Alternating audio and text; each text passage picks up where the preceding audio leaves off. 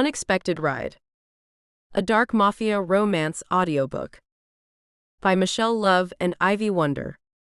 Please like and subscribe to support the author. Narrated by Google Play Auto-Narrated Voice. Audio copyright 2023. BFA Publishing. Note: we edited this romance audiobook to comply with the YouTube content guidelines.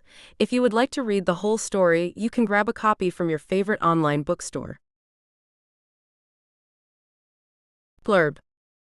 I jacked a car tonight with a bound woman in the trunk. Looks like I saved her life, isn't that ironic? Now she's offering me a pile of jewels to get her to Montreal. I take the job to get a chance at taking her. Those first few nights are hot, but she's got a secret. She's the mob boss's daughter, and he wants her back. I haven't had a woman this amazing in my entire life. I'll drive like the devil to keep her safe. But with both the mob and the FBI after us, do we have a chance of a clean getaway? Prologue. Carolyn. Date: December 29, 2018. Location: Lloyd, New York, 1.5 hours outside of New York City. Subject: Alan Chase. Criminal record: sealed juvenile record. No adult record. Suspected in 34 separate grand theft auto cases in New York, New Jersey, and Connecticut. Routinely dismissed due to lack of evidence.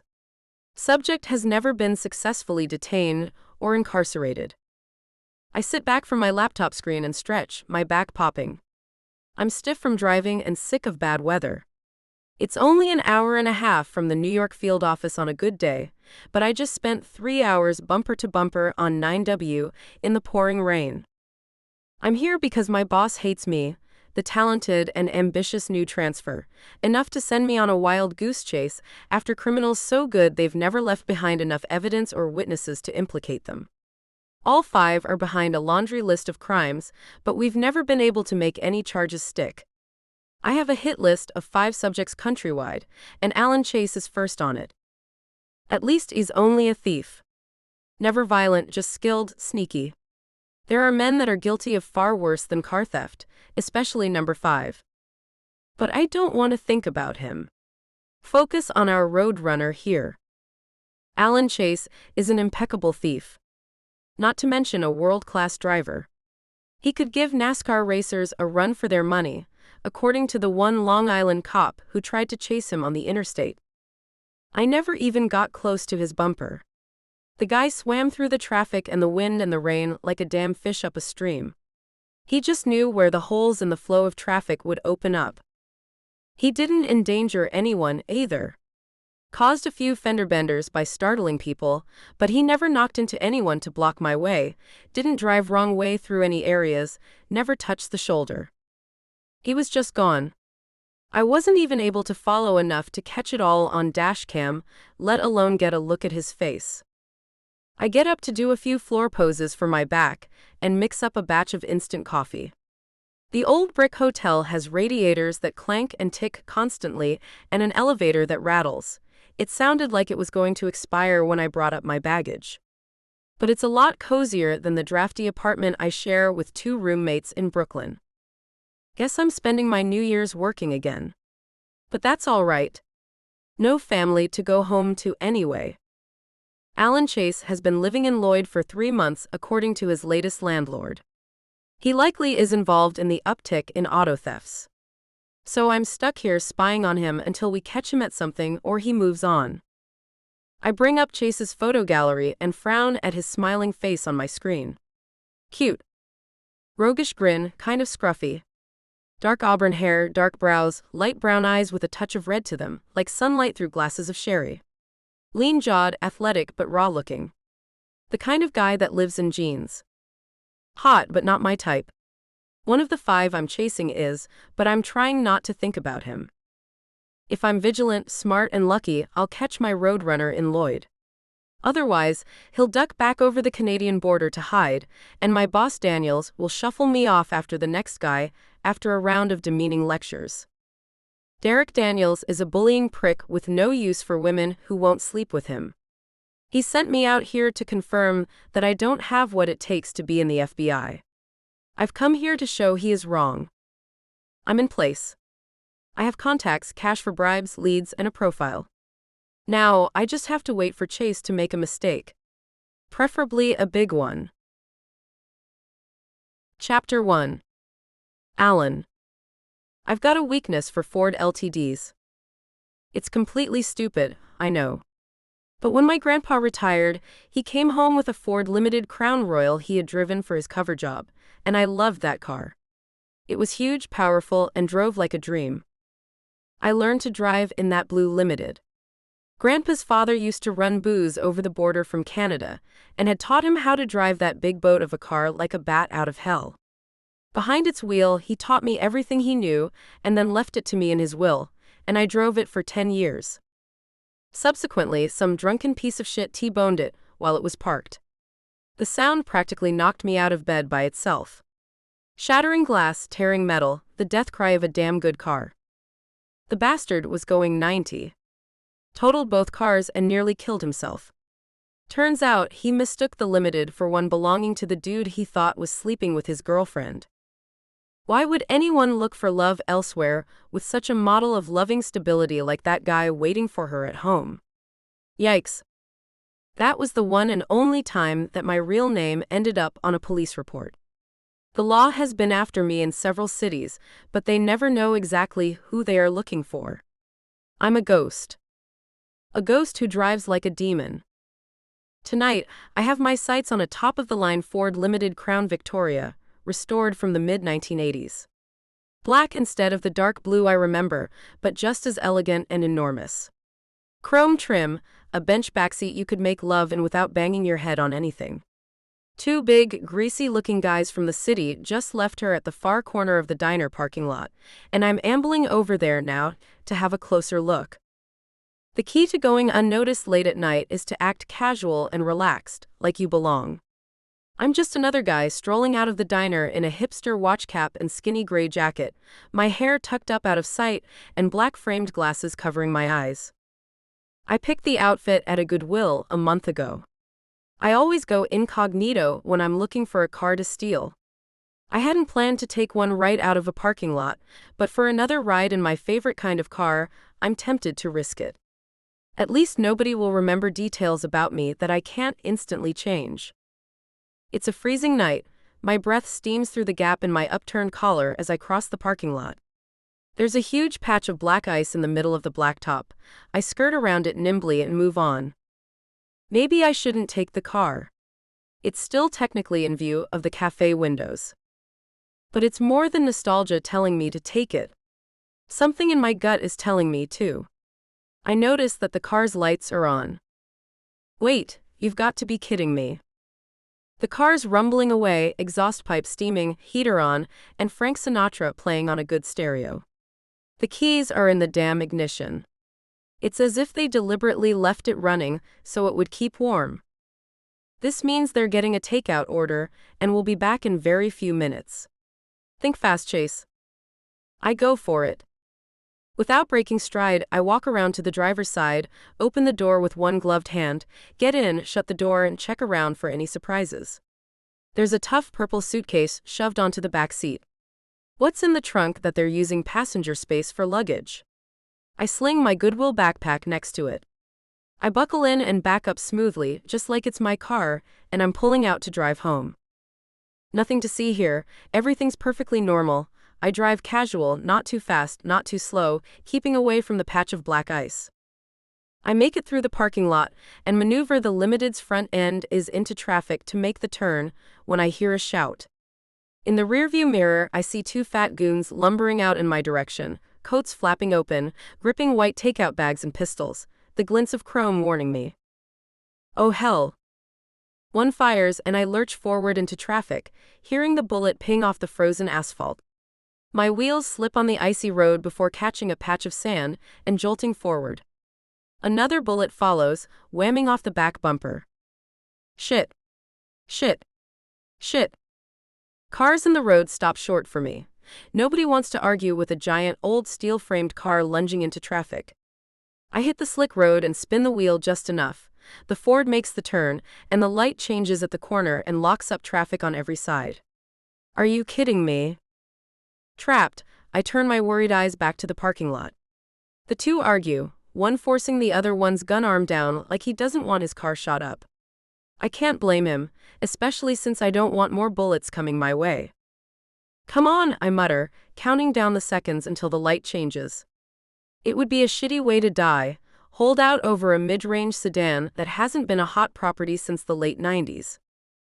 They notice I'm trapped and start running as fast as they can across the parking lot. Staring at them in horror, I'm sunk. Even if I abandon the car and run across 4 lanes of traffic, I will be in reach of their bullets. Chase, you're an idiot. This was a really bad idea. Then a miracle happens. One I probably don't deserve right now. They run out onto that big patch of black ice without noticing it. The first guy hits it with the heel of his fancy wingtips and does an awkward split, yelling an alarm and accidentally firing into the air.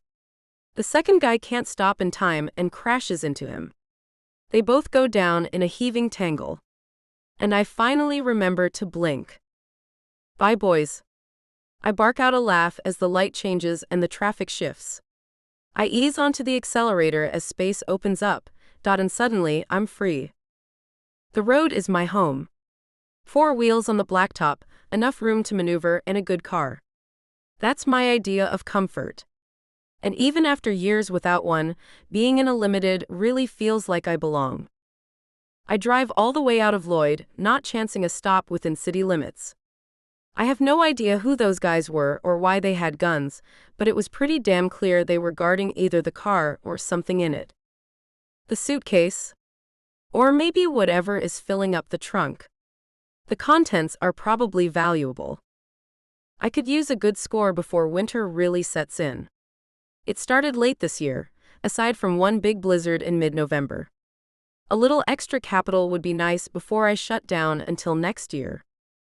I'm 20 miles upstate when the Limited's gas meter starts edging toward empty. The nearest town, West Camp, is a few miles off yet, a collection of houses around a church, a few shops, and a gas station connected to an all-night cafe. I'll unfortunately need to ditch this vehicle, knowing that livid armed men are looking for it. Best to dump it at the edge of town and use another way back to Lloyd. After I find whatever those guys were guarding anyway. I park the Limited in a lot near the end of town. It's late enough that nobody's around except for the cafe and gas station, blazing with an inviting light.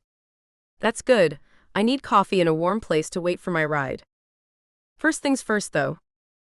I check the suitcase. It smells of some delicate, expensive perfume, and I find a travel bottle, which is of blue enameled gold in the shape of a peacock.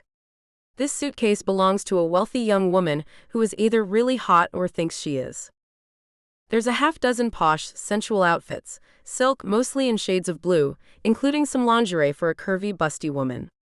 Not much jewelry, but what's in there would pay rent on my apartment for a few months. A heavy, lined wool winter coat and a pair of surprisingly sensible leather knee boots take up the entire other side. Wow. Who did you steal this from? I mutter, checking my peripherals before turning back to the case. My fingers trace the fabric lining, encountering several rectangular lumps. Those are bundles of cash, I'm sure. The smaller lumps feel like more jewelry. Smuggling? Or someone's personal stash? Good news for me, either way. Finders keepers. I close the back door and go around to pop the trunk. If they left a jackpot like that in plain view, how valuable is what they hid back here? This could end up being one hell of a payoff. Maybe even worth almost getting killed for. I walk back and pull the trunk lid open. The tiny light pops on. I stand there blinking for a moment, staring down. A large canvas laundry bag, the heavy kind you can drag 4 loads in, fills almost the whole space. The curled shape inside sets off alarm bells in the back of my head, especially since instead of the smell of dirty laundry, the delicate scent of that same perfume wafts at me. Oh shit.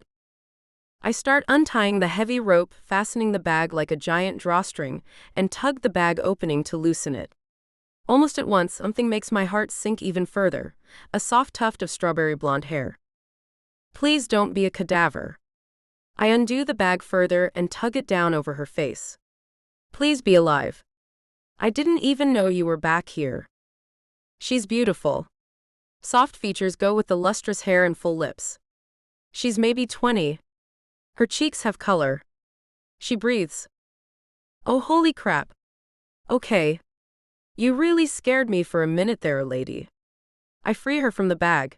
She's dressed in leather pants and jacket with a silk blouse underneath. She stirs. I notice a small bruise on the side of her neck centered around on a red mark. An injection site? No wonder she was so still and quiet. She's drugged. Maybe just coming out of it, with the cold air hitting her. Hey, I pat the side of her sweet face. Hey, wake up, we've got to move. Kidnapping? They were kidnapping her. Holy shit, I just rescued a loaded kidnapping victim. That's promising. Maybe not as promising as walking off with her stuff, but a guy like me always needs more rich friends. Especially if they are heartbreakingly beautiful and owe me big time. I take her by her shoulders and shake her gently. She stirs, frowning in her sleep, and lets out a soft sigh. That's better. Come on back now. I know you're sleepy. I'm starting to worry. The sooner we get out of here, the better. This car might have a LoJack on it. They may be on their way right now to get their damn car back. And kill me, of course. I leave her to awaken as I grab my backpack and quickly change my outer clothes. I shake my hair loose and replace it with a fleece-lined deerstalker like a lot of the locals wear. The terribly tight jacket gets replaced by a heavy red plaid coat. When I get back to her, she's fallen back asleep again. Damn it, sweetie, this is not good, I grumble, scooping her out of the trunk and setting her rounded butt on its edge. She sags forward. I hold her up by the shoulders. Her eyelids flutter and then fly open. She stares at me in shock and confusion. She looks quickly around, her sky-blue eyes enormous. What? She gasps, her faint Brooklyn accent sharpening the word. Shush, please don't scream, it's okay. What can I say to calm her down? You're being rescued. Her mouth closes and she blinks, shaking her head to clear it. Who are you? Ah, that's a long story. I'll tell you the whole thing once we get out of here.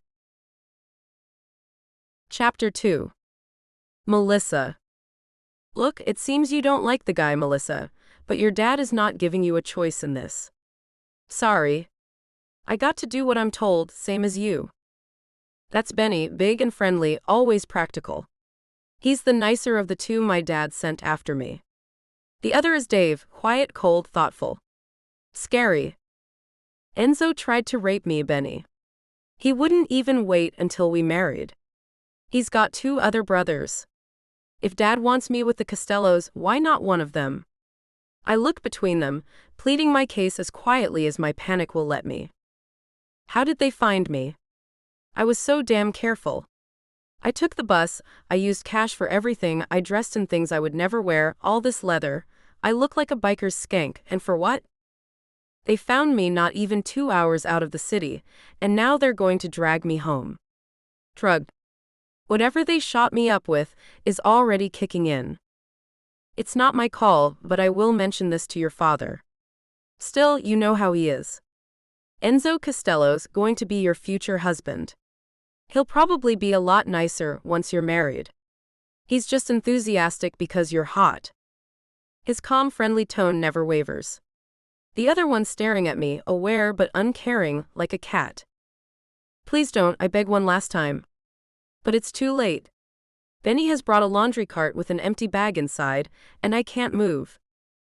I'm sobbing in terror as they put me in the bag. When I open my eyes again, I think I'm dreaming.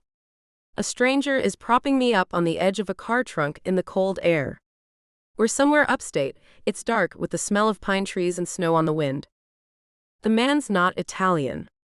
He's hot, tall, dark-haired and a little scruffy. He has light eyes. I can't place the color of them in the dimness. He's smiling with relief as I try to get my focus back. What's your name? He asks. Melissa, I mumble, not giving my last name. Everybody knows it. You? You can call me Chase. He looks me over, gaze lingering on my face. Look, I don't know who those guys were that kidnapped you, but we need to get your stuff and ditch this car. Can you walk? I hesitate. My legs almost feel steady enough now that the cold is slapping me awake, but I have no idea who this guy is. I think so. But we need to get all my stuff out of the car before we ditch it, or they'll know where I'm running to. My stuff and something of Benny's that he always keeps in the glove compartment. Grab the suitcase? I ask. In case he has a gun, I want to keep his hands busy. Sure, I'll wrangle it for you. Do you have someone you can call? His tone is so innocent that I have to choke back my bitter laugh. No, I sigh as I get up, leaning heavily on the car, and make my way around to the passenger side. Nobody close anyway. Marcel and Amélie are waiting for me in Montreal. They offered me a place to stay when I made a run for the Canadian border. They have no idea that I picked Montreal because Dad is terrified of the crime family that controls the city. The less they know about my problems, the safer we'll all be. I have to make sure that my father never knows the names of the friends that are helping me. My phone is full of our conversations and Benny took it. He stashed it in the glove compartment. I have to get my phone. Then we can go. Do you have a way out of town? I'm working on that. We can wait at the cafe until my ride back to Lloyd gets here. I hear his soft grunt as he pulls my suitcase out of the back. He's so friendly and cheerful, but not like Benny. He sounds baffled, like he's still getting used to the idea that he found a woman in the trunk.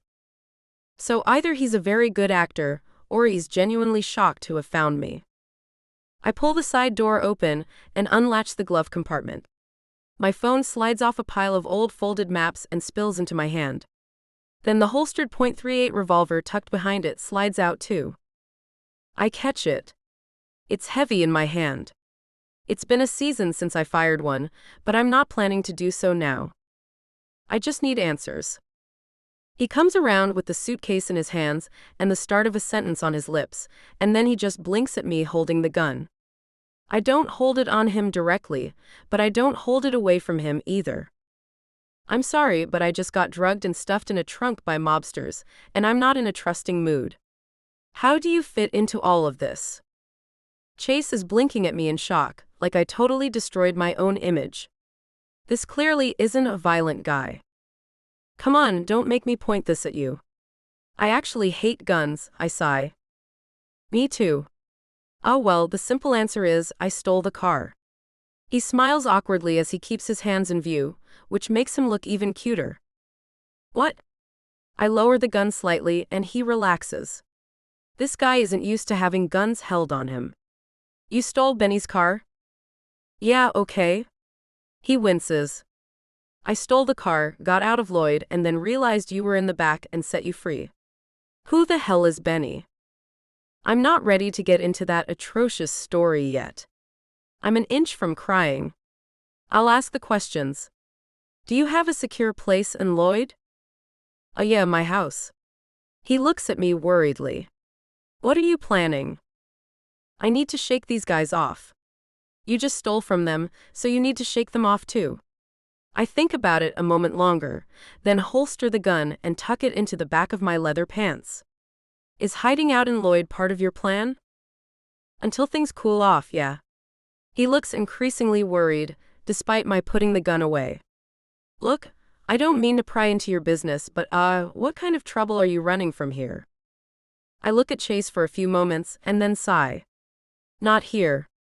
Let's go someplace warm and wait for your ride. The cafe is a 1950s revival burger shop. I change into my wool coat before heading there and cover my hair with his watch cap.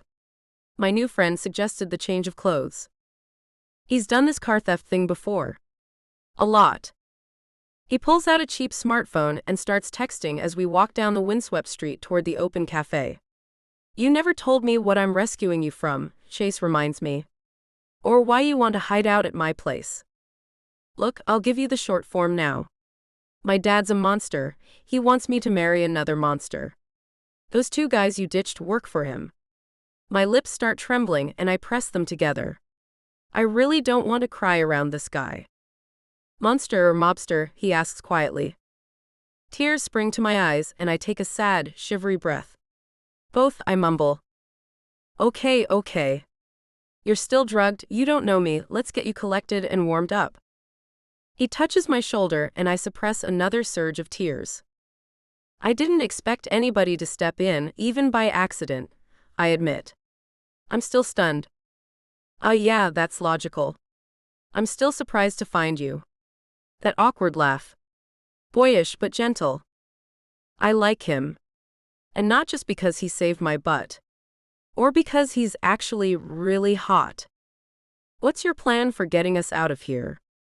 I ask urgently. Dad's men probably won't expect you to double back to Lloyd.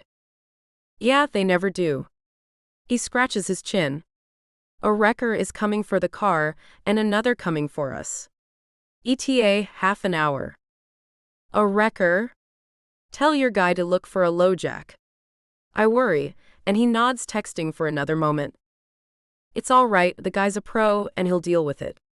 He tucks the phone back in his pocket. You really need to hide out somewhere?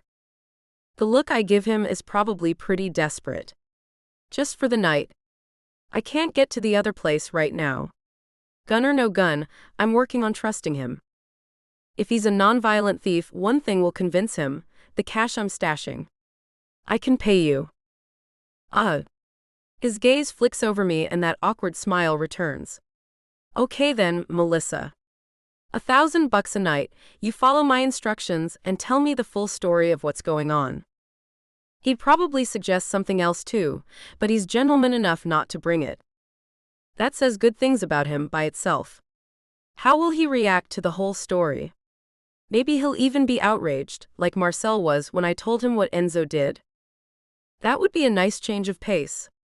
Done. So what's the plan? Now that I'm away from my father's goons, I have a few options for traveling anonymously to the border. But another idea is forming in my head. How nice is this guy? How good a driver? And how interested is he in money? We sit tight for a while, things cool down, you move on. He sighs. And I retire for the season. You mean from stealing cars? That and some courier work, anything involving driving a lot. It's not all that workable in the snow, so I take winters off. I'm thinking fast as we reach the cafe.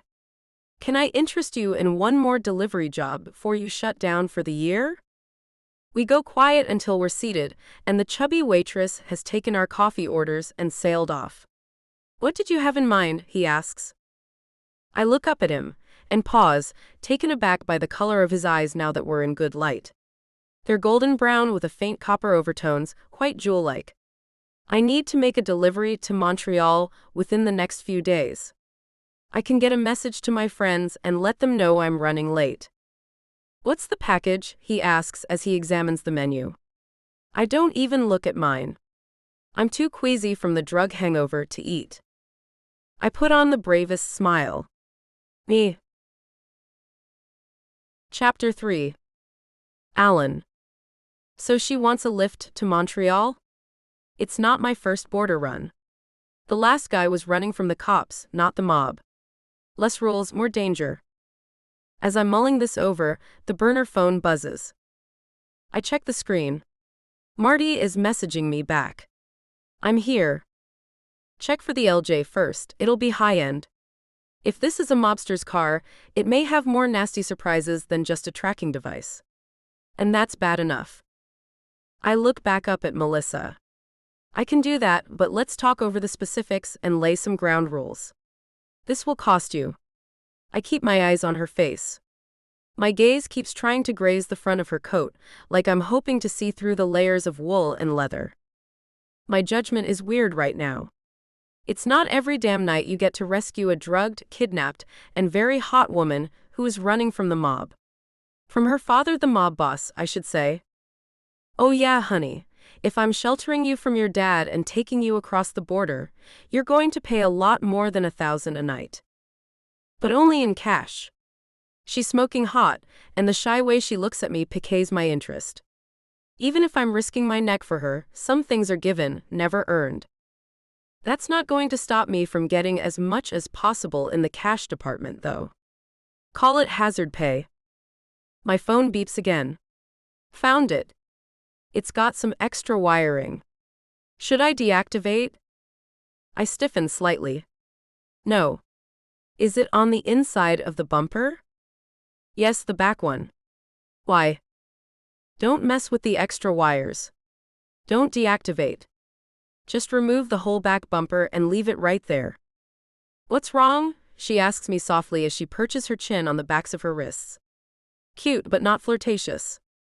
Her eyes are dull with exhaustion. You were right about the LoJack. He's leaving it behind without deactivating it. He found some other wires. You told him not to mess with them? Her voice lowers uncomfortably. Yeah. Don't worry, he doesn't have his head up his butt. Stealing vehicles for a living, you need ways of unloading them without leaving a trail behind. I leave city limits, hand the keys to a transport guy disguised as a car wrecker, and have him tow it after paying me my advance. The rest of my cut comes afterwards. Our coffee comes, and I order us both a slice of apple pie. Just try it, I ask her gently, more than troubled about her drug hangover. Okay, she murmurs. I check my phone. No more complications, comes the message. You'll only get $1,000 on this. Send it after, I reply. Thanks for coming out in the cold. See you in the spring. No problem, brother. Happy New Year. Okay, the tow's handled, I said quietly and grabbed my coffee. I was pretty glad I wouldn't be driving on the way back. Our ride should be here in about 10 minutes. We'll meet him outside. The pie's pretty good, tasting more of actual apples and spices than sugar. Melissa nibbles on hers doggedly, her eyes enormous and vulnerable despite the gun in the back of her pants. I know she hung onto it because she doesn't know me, and I don't blame her, but when she pulled it on me, it put a hell of a chill down my spine. I don't do guns. I know gun safety, how to aim, fire, and fix one. But I hate them. I have actually seen what they can do, and I don't mess with them. The only thing not freaking me out about the fact that she pulled one on me is that she seemed eager to put it away. I still can't believe this is happening, she mumbles. She's holding back tears again. I've watched her fight them off since she opened her eyes. You mean that you escaped? I drain the last of my mug and set it down at the edge of the table. She nods. Yeah, I almost gave up. I should thank you. Well, I lean forward to look her in the eyes. You're welcome. I sure hope someone else would do the same for me. Why do I give so much of a damn about this girl? She's paying me to look after her, maybe even get her to the border. She's had a shitty time, but I'm a thief, not a saint. Getting tangled up with her, mainly emotionally, will be hazardous. She sips at her coffee and then sets it down, dumping a lot of sugar and cream into it. Too strong, she murmurs. Assume that your freedom's permanent. The more I think about it, the more it pisses me off. Who does this crap to their own daughter? Fear will drain you, and believe me, if you want a ride, you're hiring the best. Going to cost you, though. I can pay whatever you ask, she says with quiet confidence. I just need to get to my friends. It would really be nice to start the winter a step closer to prosperous. What are you thinking? The waitress comes by to pour my refill, and Melissa busies herself picking at her pie. With her glorious hair tucked up and her body hidden in the coat, she looks like a child, big-eyed and vulnerable. She swipes a figure into her phone and slides it across to me. I take it. My eyes widen. $500K. Off goes the waitress again, and I blink at her. There's got to be a story behind why it's that much. Yeah. But I'm not spilling the whole thing until we're alone. She tucks her phone back in her purse and looks up at me. Okay. I nod. Sounds fair. The more I think about this, the more it sounds like hazard pay. Just who the heck is her father? Just so you know, I tell Melissa when we walk out of the cafe. The driver has no idea what is going on. He's been fed a cover story. We're a married couple going back to Lloyd. You're not feeling well. I'm not, she admits quietly. I wonder what they shot me up with. Drink a lot of water and sports drinks to flush your system. I suspect it was a heavy sedative. Makes sense. Almost feels like the stuff they give you at the dentist. That always leaves me queasy. Her foot slips on the icy sidewalk and I grab her arm quickly. She catches her breath and gets her feet steadied. Thanks. No problem. A burgundy SUV is idling at the corner. That's us. Let's get you settled. The driver's got an Uber tag in the corner of his dash, and Melissa gives me a startled look. Come on, sweetheart, I reassure, getting into character as I move up to greet the driver. We're almost home. She's still wary of me. I'm still wary of her. But I'll take a risk for a good cause, especially for $500,000. Chapter 4. Melissa. As soon as we get underway in the warm car, I feel sedated again. Why are my instincts telling me to trust this thief? He claims to be the best driver in New York State. He's my best ticket across the border. He puts his arm around me as I rest against his shoulder. He smells of mint and coffee and the spices from the pie. He's so gentle. I don't know anything about gentle men. Benny is maybe the closest to that, and he pretty much fails at it entirely. My father rules by fear, both family and family. My brothers are his cold-eyed drones. His men aren't much better. Not a one of them would ever consider crossing Don Johnny Luca. But here's this guy, touching me so lightly, the heat of his hand radiating against my cheek. It's comforting. Did your car break down? The Uber driver asks Chase. He's a narrow-faced man with dark, scruffy hair. Chase is using a gift card and a burner phone. He'll get his money without leaving much of a trail. Yeah, and my lady's got a migraine. His voice is so kind. Please don't let this be an appalling trick. Oh, that's terrible. My lector gets those all the time. He smiles briefly, and to my surprise, he's wearing a white band collar. A priest is driving us? Oh great, we're lying to a priest. If I wasn't going to hell for being a mob boss's daughter, I sure am now. Then again, he's getting paid, and we're getting a safe, nondescript ride to Lloyd. We don't exactly owe the guy our life story. The two men chat quietly as we drive on through the dark. Slowly, I lean my head on Chase's broad shoulder and close my eyes, pulling the hood of my coat over my face against oncoming headlights. Please actually be this good. We're on the road for 20 minutes before I hear the rushing sound of several cars headed toward us at once. I lift my head and watch the headlights coming. Goodness, the priest is saying, that almost looks like a funeral procession. My heart rate picks up. Without lowering my hood, I see 3 big black sedans driving by. Matching sedans from my father's motor pool. Oh my God, Benny and Dave brought back up to Lloyd.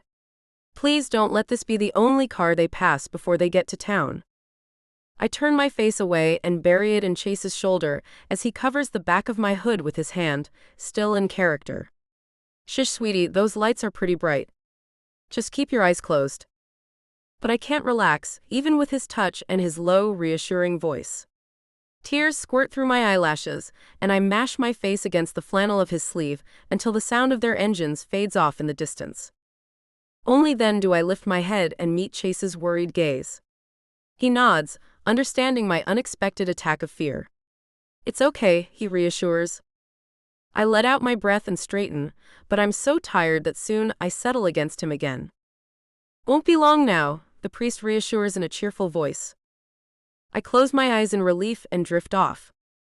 I don't remember when we pull up at the narrow Victorian house with its brown patch of a front yard and windows blocked by blackout drapes. I just remember being removed from the car.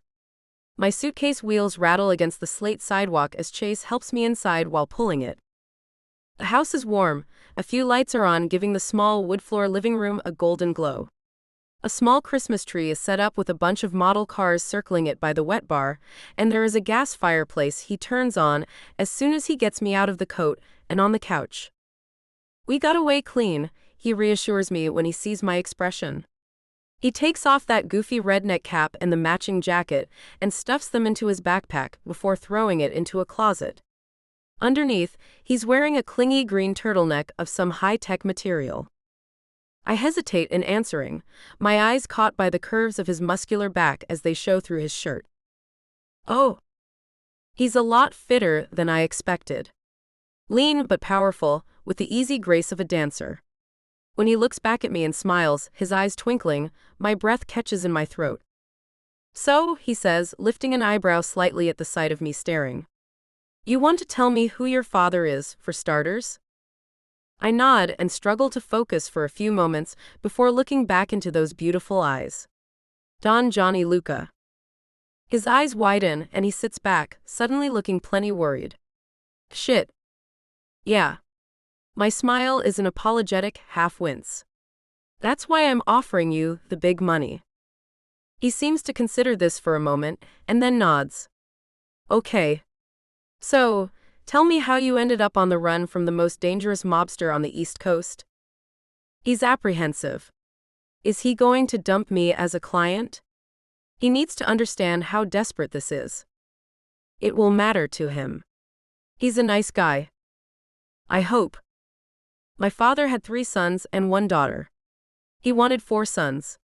My mother is deceased. Chase is sitting in one of the big, brown leather chairs across from the matching couch I'm lounging on. Since I sat down, his glance has slid up my leg every now and then, but the moment I speak, they're back on my face. I go on. All the old mobsters who come by and eat our food and drink our booze and pinch my butt won't let their daughters near him no matter how many gifts he offers. Most of them don't care much for their daughters, but they care enough not to let them end up smuggled out the door in a rolled-up carpet like my mom did. He's sitting there listening, his brows drawing together, golden brown eyes full of quiet revulsion. I pause. Damn it, what a nice guy. I really shouldn't be dragging him into my problems, but he's my best hope. I'm sorry. This is all appalling, but you wanted the truth. He presses his lips together and looks down at his hands. You know, I'd be making you a hot toddy right now, but I'm thinking booze probably won't mix well with that sedative. Then he looked up at me. How did you know about what happened to your mom? My brother Joey told me when he was drunk and home from the army. I was 10. I've been terrified of my father ever since. I don't know why, but instead of the usual fear, what I feel now is poignant. I would have liked to have known Mom. There are a lot of arranged weddings in the mob. It was for my mom, too. Her dad was an industrialist with a pile of cash that went straight into Dad's pocket. Now my dad wants to marry me off to a son of the Don of Chicago. A guy named Enzo. My lips feel very dry, like they're about to crack. I fish nervously for the little globe of strawberry cream lip balm in my bag and rub it on my mouth, but it doesn't help much. He gets up and brings me a dark blue sports drink that smells faintly of raspberry when I crack it open. Go on. I take a sip, and then find myself swallowing down half of it in several large gulps. Oh God. Some of my headache goes away almost at once. Thank you. I have to take a moment. Enzo's dreadful. I take the watch cap off and shake my hair out before handing him the hat. His dad got tired of paying off girlfriend's hospital bills and decided to marry him off. To you. He opens his own sports drink, staring at me with a frown. Yeah. But he decided. My voice gets shaky and I take another swallow, trying to steady it. He wanted a piece of me early. That's why I ran. I don't have to elaborate. He already sympathizes. I can see it in his face, his body language. It's pronounced and genuine. His jaw is dropped. He's revolted. He blanches in aversion. Jesus. You okay? Yeah, I kind of. I swallow hard, the fear of that moment ghosting through and fading away again. He tried it, and he's bigger than me, but I get mean when I panic, and he kind of found out the hard way. He blinks slowly, some of the dismay draining from his face. Wait. What? He got a $1,000 bottle of Chianti to the side of his head. How fast some mild embarrassment can displace that ghostly fear. Between this and the gun, he might think I'm cruel. Wait, you knocked him out? I think back to that moment, pinned on a pool table in Enzo's den, his drunken rage. Barely reaching the stem of the bottle, and then gripping it hard as he shoved his pants down. His greasy boner was the size of my thumb and went limp when I clocked him. I shoved him off me to the floor, grabbed the unbroken bottle, uncorked it, and when he started waking up, I just started feeding him wine until he passed out again for good. He never fully opened his eyes. Didn't actually protest much either, now that I think about it. Yeah, basically. Then I went upstairs, cleaned out Dad's safe and left. Chase's handsome face splits in a wide lopsided grin. Holy shit, you're a badass. What the hell do you need me for? I'm taken aback. Well remember, when I tried to get to Montreal on my own, I was caught within 2 hours. They were waiting for me in a hotel room. I cried and pleaded, but of course they weren't about to let me go. You can't expect mercy from mob guys. I've grown up knowing that. His smile fades. Oh. Yeah. Sorry, you probably didn't need the cue. I give him a tiny smile to bolster his. It's okay. So that's in essence the story, I say quietly. If I don't get to my friends in Canada, my dad will force me to marry Enzo. Probably after letting Enzo punish me. He sets his jaw and his feral-looking eyes flash. Nah, they'll never have the chance, princess. Come through with the cash, and you'll get your ride out to Montreal. I have a pretty good advantage. And then comes that lopsided grin again, dazzling and distracting me from my fear of Dad. My mouth is dry again. I take a drink and hope he doesn't notice me staring. What's that? He winks. I've never been caught. Chapter 5.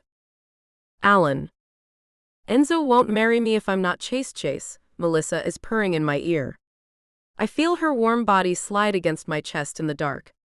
You've done so much for me. Do you mind doing this one last thing? At your service, princess, I gasp hoarsely, not sure where my clothes have gone and not giving a shit. We kiss and her mouth tastes like wine. Her voice lowers to whimpers as I run my lips down her neck. I lay her down to thrust into her, and my eyes open wide in pain as the jeans I fell asleep in flatten a boner the size of Florida. Reaching for my groin, I roll over, grunting in discomfort, and I forget that I slept on the couch. I fall off and knock my forehead against the plank floor. Ah shoot. Ow. Why? Well, that was fun, I mutter. I just had to be a gentleman and give Melissa my bed. No chance of joining her.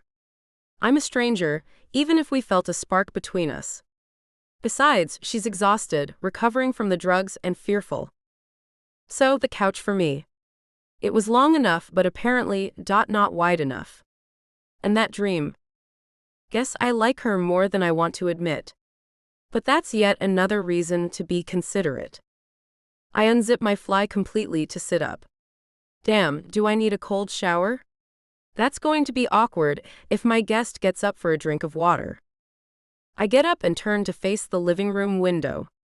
The house backs onto a drop-off. Across the gap, there's a 3-story brick parking structure.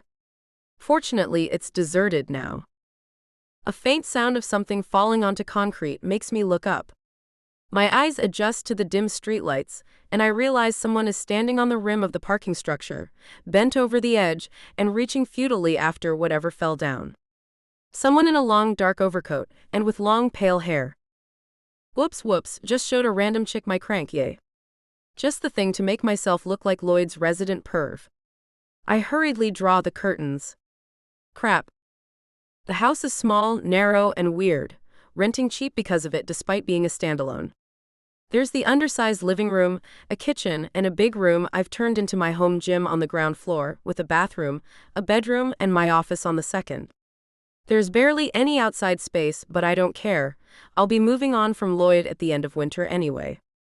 I walk up the stairs for my cold shower, wondering where I should go after Montreal. It'll be a lonely New Year's, unless of course Melissa feels like doing something up in Canada.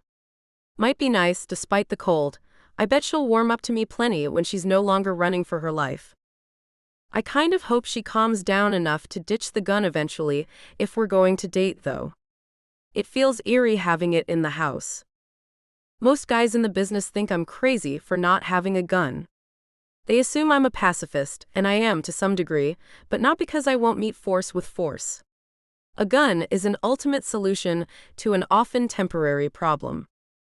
I have enough skills in other areas to control the amount of force to use in a situation, often even when dealing with someone else with a gun. You can't shoot someone a little bit.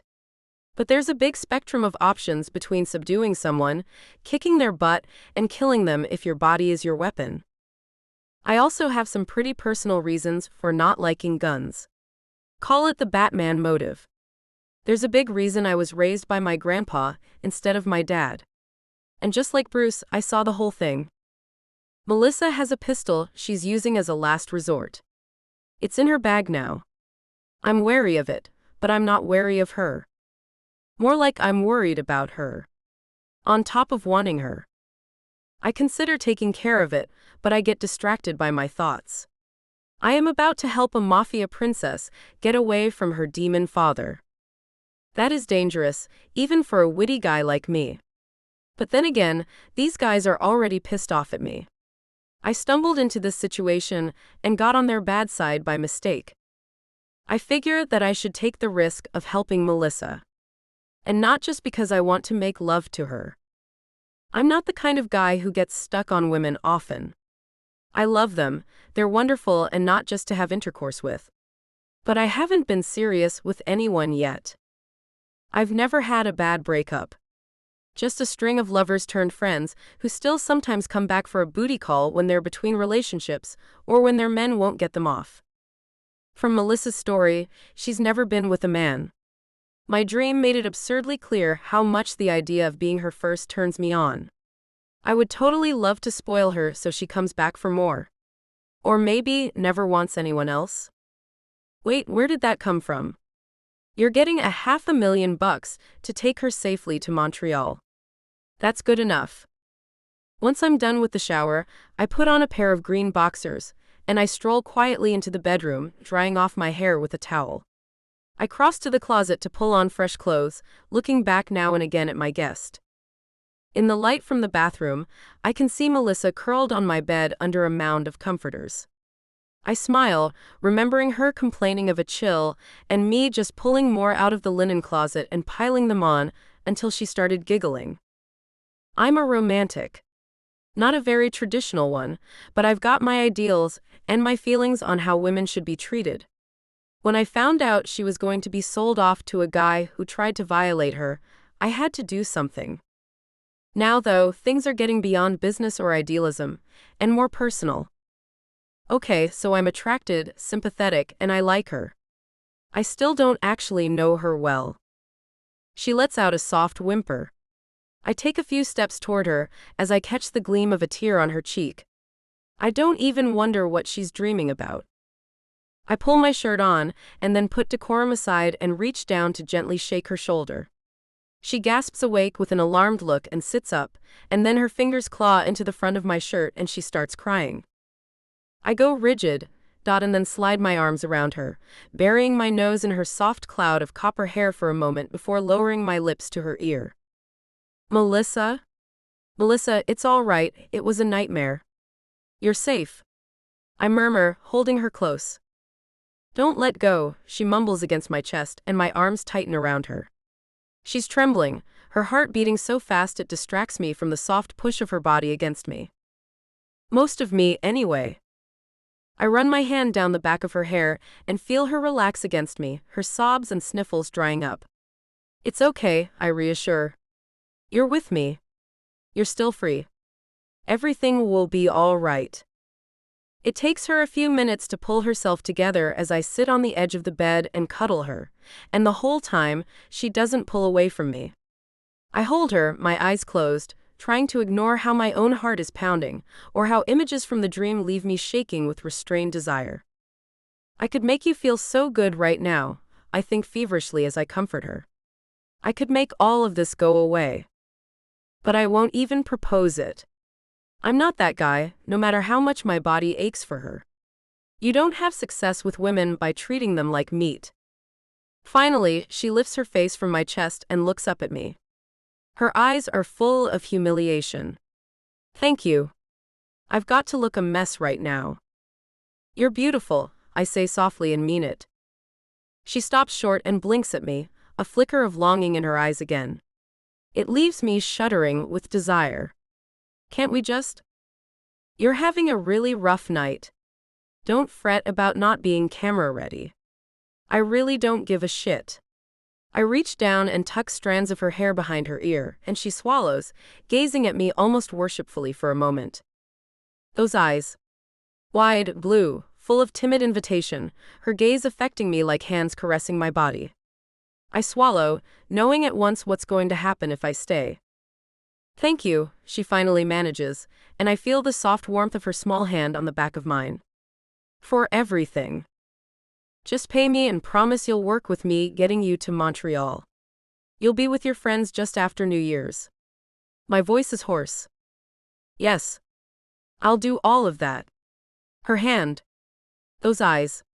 She wants me to stay here and join her. But if I do, she may not be ready for what happens next. I should go back downstairs, I breathe, and she frowns. Why? Because I don't think I could stop at just holding you. I gently back away from her, caressing my hand down her back one last time. I'm sorry. Don't be. She gives me a sad smile as she withdraws. You're the first guy to want me and actually hold off. That makes me feel good, even while I ache with unfulfilled frustration. We'll pick this conversation back up later. And I wink and force myself to leave. Chapter 6. Melissa. For the first time since escaping my father's men, I'm not thinking about that terrible situation. I'm too preoccupied with waking up to a caring embrace and how Chase and I almost kissed. That was so pleasant. I'm not used to that. I'm not used to a man's touch feeling good.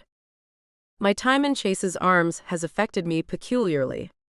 I'm at peace, but I can't fall asleep. My spirits are up, but I can't fully relax. My skin feels so sensitized that the soft sheet caresses me where my nightgown doesn't cover. And when the silk of the gown brushes against my skin, a tingle rushes through me. It leaves me craving more of his touch, more of his warmth, more of that tenderness. I really wish he stayed. But I wouldn't know what to do if he had. Feeling something besides dread or disgust for a man is so strange. That first taste of real desire made me want to lunge after it, but I'm not ready. Is it because he rescued me? Is he my type? Is it him in particular? Or is it because he's the first guy who's actually done right by me? I'm still suspicious. He might want me physically, but men can have intercourse with you even if they hate you. Some of them are nice strictly because they want to sleep with you. I saw his eyes trying to trace my body even through my coat. He rescued me and he didn't have to. Maybe that means he cares about me outside of getting what he wants. Maybe that's what normal people do, and I've been surrounded by horrible shitheads my whole life. Or, this could all be about money. That thought gives me a strange relief. It may have nothing to do with the idea of kindness or caring. Simplifying his motives down to my payment and his yearning is easier to wrap my head around. Except, if it really was that simple, would he have been gallant like that and left? Maybe I turned him off somehow. That hurts to think about. As I lie there, soft sounds come from downstairs. The door to the bedroom is right by the stairway, which bottoms out next to his living room. A soft curse. Grunts. Panting. Quietly, I get up and tiptoe across the room. I make it to the doorway and see the top of Chase's head as he sits on the couch. He curses softly through his teeth and pants harder. I lean forward to look and lean back instantly, blushing. Oh. He's horny and didn't want to push anything. He's doing precisely what he said. Wow. He's extremely honest for a thief. Or for a guy for that matter. Which leads me back to wishing he stayed. Oh well. It's not like we won't be spending time together over the next few days. There will be plenty of chances. I'm about to return to bed when I notice something unusual. A light, a circular light, weaving back and forth against the shade covering the living room window. I blink at it for a moment and then quickly realize it's a beam from a flashlight. Chase lets out a grunt of dissatisfaction. Cloth rustles and he shuffles over to the window. His sweatpants are up, but there is an enormous awning in the front. He pries apart two of the blinds to look between them. "The hell," he mumbles. A pause.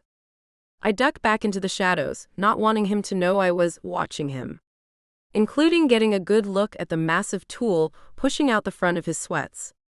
The sight has half of me wondering how it would fit inside me, while the other half is determined to try. He suddenly curses under his breath and moves away from the window hastily. "Melissa." I back up by the bed before I answer. "Yes?" "Get dressed as fast as you can and grab your stuff. We've got to go." A rush of adrenaline spikes through me. I don't ask why, I just grab my leathers and yank them on.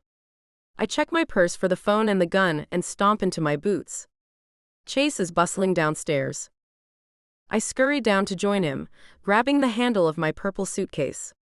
"What is it?" "You know those black sedans that passed us on the highway?" I go cold inside. "Yes?" 3 just pulled up outside. He zips up his jacket and grabs the suitcase from me, tucking it under his arm. "Let's move." Oh God. I forget all about asking him who the person with the flashlight was. Maybe he has a lookout? Ask later, run now. How the hell did they find us? I pant as we race through the kitchen toward the back exit. I don't know, but we've got to get out of here. Can you climb? He unlocks the back door and shoves it open, and we plunge into the icy night. Before the back door has even closed behind us, heavy fists pound on the front door. "I'll manage." My stomach flips over. I've been shut inside and stuffed into pretty dresses with few chances for climbing or any other kind of play. But I'm not about to slow him down now. Outside, the tiny backyard drops off quickly into a dark ravine. There is water at the bottom. It's maybe 30 feet deep. There's a hole in the old wooden fence. He helps me through and briefly shines his tactical light on a rope ladder. An ordinary rope hangs next to it. He grabs that and looks at me. "Okay. Do not rush. Just get down as fast as you can.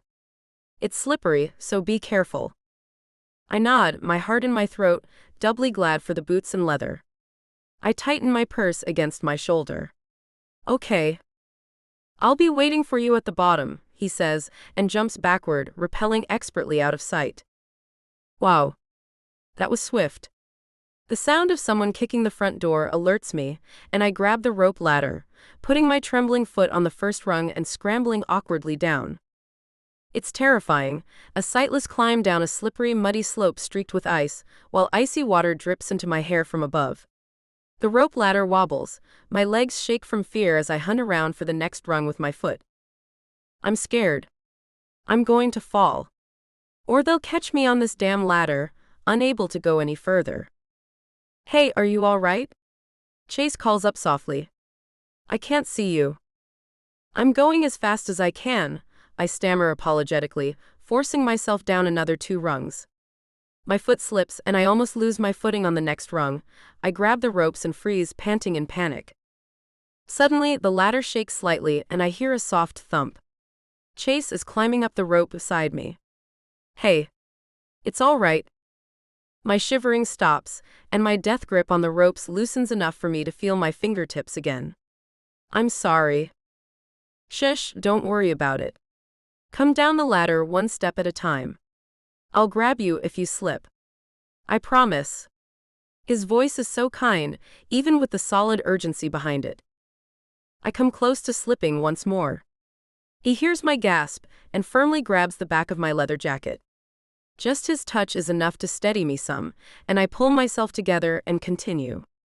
At last, my feet hit the muddy bed of a temporary stream. Icy water tugs against my ankles. I bless the boots once more for keeping my feet dry, but my toes are getting cold fast. My eyes have adjusted. In the thin light trickling through the pine boughs, Chase turns around and grabs the ladder and the rope. Give me a second. He gives them both a hard yank and twist, and then pulls them sideways with a grunt of effort. I hear two pings as their mountings pop free, and they slither down the slope. He throws the bundle under a tree, and then grabs my hand in one, and my suitcase in the other. Okay, he uttered. Let's go. Follow me and try not to slip. We hasten through the 4-inch torrent. Mud sucks at the bottoms of my boots, rocks and branches trip me, but not enough to cause more than a stumble. I struggle, drawing strength from the grip of his hand. Someone is yelling behind us. They probably discovered the back door was unlocked. Shouts and swearing echo from the top of the drop-off. I gasp, lungs burning, and run even faster. Please don't let them see us. There's a culvert up ahead, he urges, and we plunge into it a moment later, just as Benny's voice reaches our ears.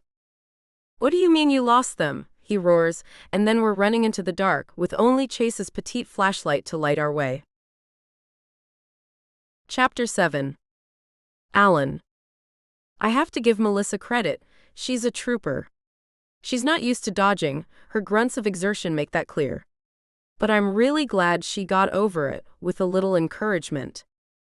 Another rope ladder is set up 100 yards past the culvert. She climbs first, she's better going up though she whimpers her way. I end up tying the suitcase to the bottom of the ladder and pulling it up after me. We emerge from behind some evergreen bushes into a small park. This way, I take her hand again, leading her through an empty playground. At last we reach the curb, where my escape vehicle is waiting. It's a big, completely nondescript panel truck, the sort you see making deliveries day and night all over the country. Inside it's full of surprises, but right now it's the heated cab and powerful engine that will serve us the most. She stares when I roll up the rear door to toss her suitcase into the back. There's plenty of room in there, almost like a camper van, except heavily insulated and armored. I set the purple case inside and close it up. Let's get out of here. The engine rumbles to life on the first try, and the heaters start blowing warm air. Melissa sighs with relief, shivering beside me, but she doesn't open her eyes until we've been underway for over a minute. You okay? I ask her, and she nods mutely. I'm getting there, she manages several seconds later, and surreptitiously wipes her eyes. Just really glad you know what you're doing. Yeah, well, I'm just glad you didn't choke on me. Not really anyway. But I'm still trying to figure out how the hell they found us. I have no idea. Did they see your face? My father has some decent computer and tech guys. Benny is one of them, when he's not kidnapping people. She sounds so miserable. Maybe. But I don't think so. This place isn't even under my name, and the landlord doesn't have my photo on file. It's a real concern. Somehow they managed to find us. And if it wasn't for some stranger shining their flashlight on my blinds, I wouldn't have seen that procession of black cars about to make the turn across the culvert, onto my street. But somehow they found us, and someone gave us a warning as well. And I have no idea who it was. I think back to the person on top of the parking structure, mulling the possibilities as I drive down the almost deserted street. Right now, as we talk, the mobsters are probably tearing apart my rental house looking for anything personal, anything that can tell them who I am or who my associates are. Joke's on them. Anything that's remotely personal is in safe deposit boxes and secure storage units outside of Lloyd. It still feels like a violation, and deep down, it's still pissing me off. Should Melissa's be the one to be angry with? If she made a mistake, it was probably unintentional. So with a gentle voice I say, no to be accusing, but I have to ask you a few questions. She tenses beside me, but it's not a surprise. Women who have been brutalized by men expect more of the same from other men, especially when things get tense. Fortunately, I'm not some brute who turns on women like that, even if they screw up. Did you tell anyone where you were, even by accident? My voice is calm and my eyes are on the road. It's okay if you did, but I need to know. I told my friends in Montreal there is a delay, but with no specifics. She double-checks her phone. I didn't share my location to anyone, by accident or otherwise. Do you have your GPS or Wi-Fi on? I don't know huge amounts about electronics outside of automotive computer and electrical systems. But basic phone security is pretty straightforward, and yet not widely known enough. No, I've been keeping it in airplane mode when I'm not using it because my father keeps calling. I just check for messages from authentic friends occasionally. She gives me a nervous look. Could they have tracked it? Not likely. That means we still have no damn idea how he tracked her. Electronics, maybe? Does your dad always seem to know where you are? It's never came up. He never let me go out without an escort. Her voice shakes. Oh. Damn. We found a LoJack on the car I stole. If your dad likes to put tracking devices on his possessions, and he thinks you're one of them, we may need to check your stuff. A soft sound of dismay. At once, a deep ache stabs through my chest, and I want a chance to hide her in my arms again. Holding her felt so right that if she wasn't a traumatized maiden recovering from being drugged, I would have seduced her right there. I still want to. It's okay, I encourage almost reflexively, my voice going deeper with a hint of desire. Everything besides your phone is tucked inside a giant metal box right now that serves as a Faraday cage. No tracking signal can get through. She relaxes. That makes me feel better. But wouldn't I have found a tracker while I sewed the stash pockets? That makes the most sense. He knew you would use it if you ever ran away. They have all sorts of designs. It could be in the damn luggage tags. We've made it to the highway. Guess we're on our way to Montreal sooner than expected, I sigh. Anyway, we'll go back and look once I have gotten us a good lead out of town. How much money are you carrying? $40,000 straps of hundreds, plus my mom's jewelry and all of his. She sounds a little proud, and I laugh. She's got the makings of a great thief. You cleaned him out. Good. Keep your mother's ornaments, though. I can fence his in Montreal if you want. Yeah. I don't want anything of his. Her voice is unyielding. She's recovering. We have about 4.5 hours on I-87. Alas, we'll need to have a layover so a friend can furnish us with the right ids. He's in Champlain, near the border. The wind picks up, and I fight it for a moment before going on. They also ran up on us in the middle of the night, so I'm bushed. I suggest we stop and search your suitcase down the road and then get some rest. Is that safe? Her voice rises with worry. It's safer than driving up to Champlain this late when we're both worn out. And if you pull your bag out of the back before we check it, your dad will know where you are if it's tagged. It's best he doesn't know what city we're hiding out in. It's more complicated. I can't stand the idea of a live tracker in the vehicle I call home. Especially since the last of Luca's trackers most likely had a bomb attached to it. That makes sense. And I should probably rest. I still feel kind of sick. She rubs her eyes. I have more sports drinks in the back, I reassure her. Up past Saugerties, there are many back roads in the woods. We can stash the truck there and rest. Okay, she murmurs, exhaustion plain in her voice. It starts to snow thinly as we make our way north. I turn the heater up a notch and put the stones on low to keep us awake. Beside me, Melissa dozes, only to look up sometimes with a huff, as if she's forgotten where she is. So these friends in Montreal, do you know them well? I'm mostly asking to pass the time, but it would also be nice to know if she's going somewhere safe. We've been talking for 6 months online, she murmurs, staring out the window. They think I'm running from an ex. Close enough. You're not worried they will have second thoughts if they find out who precisely you're running from? It's a justifiable apprehension. I will not be in their hair long enough, she protests, and then goes quiet, probably remembering what happened. Why? I don't want to hand you off to them and then find out you're stranded. She's been through enough crap. Thank you for being so thoughtful. But I trust them. I wouldn't have gotten up the courage to leave without them. And yet, she still sounds troubled. That's good. I hate being the one to burst her bubble. Internet friends aren't always the people we think they are, not in the catfish sense, but in the day-to-day dependability sense. I'm glad they helped you. Sorry if I seem suspicious, but that's how you stay alive in my line of work. I stifle a yawn as we keep driving. By the time we pass Saugerties and drive into the mix of forests, ranches, and tiny towns beyond, my head is throbbing, and Melissa is out like a light. She breathes softly as she leans her head against the window. I get off the highway and into one of the winding roads leading through the countryside. I find us a hollow by a rushing creek, and park under a pine tree that's lightly dusted with snow. I set the brake and parking brake and turn the engine off. Hey, wake up, Sleeping Beauty, we're parked. I have an actual bed you can sleep in. Come on. She stirs, her eyes open, and she gives me a distressed look again, like she's still not used to waking up liberated. Oh, she murmurs after taking a moment to sort out what I said. Good. I get out to help her into the back. There's just one bed back there, but all I can expect out of our fatigue is a cuddle.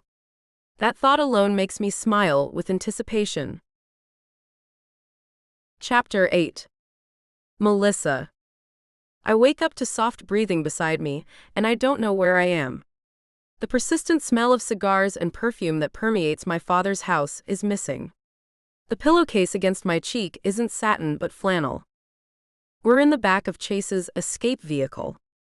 And the breathing beside me is him. The unfamiliarity isn't the room or his presence.